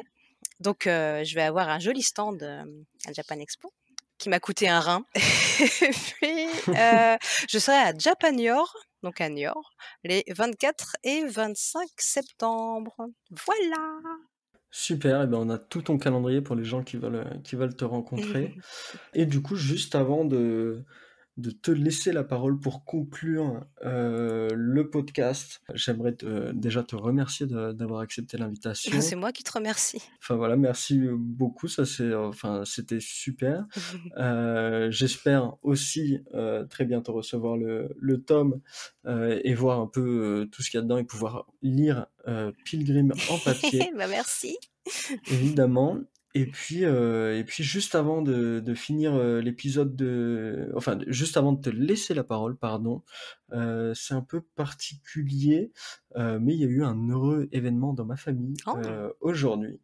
Donc voilà, je dédie le podcast à, cette personne qui l'écoutera peut-être, je sais pas, dans une Vai! quinzaine, une vingtaine d'années, on sait pas, Omedeto! si ce sera encore en ligne, mais voilà. Et merci à tous encore une fois, merci à toi Shindo et je te laisse les derniers mots. Le dernier mot, eh bien, vive les mangas, dire la dada. Voilà, c'était bien? Non? Non, bah, bon. Merci beaucoup d'être venus si nombreux ce soir. Merci, de vous intéresser à mon travail. Pour moi, c'est vraiment inespéré, tous les retours que je peux avoir sur Pilgrim, sur tout ça, ça fait vraiment des années et des années que j'attends de faire ça, donc je suis totalement on fire et voilà. Encore une fois, ça fait que commencer. Merci d'être là. Merci. Et voilà, vous êtes arrivés à la fin de ce Keep on Talk, le podcast du collectif Keep on Dream. Merci beaucoup d'avoir écouté cet épisode, j'espère que l'interview vous a plu et que vous avez appris plein de choses. Si vous aimez notre podcast, abonnez-vous et partagez-le sur les réseaux sociaux, ça va beaucoup nous aider. Tiens d'ailleurs, identifiez-nous et dites-nous qui vous aimeriez voir en tant qu'invité. Et si jamais d'ailleurs vous voulez participer à l'enregistrement des épisodes et poser vos questions à nos invités, rendez-vous sur la chaîne Twitch du Keep on Dream. A très bientôt, je suis impatient de lire vos propositions, de vous retrouver directement sur Twitch ou sur un prochain épisode. C'était Keops pour le Keep on Talk.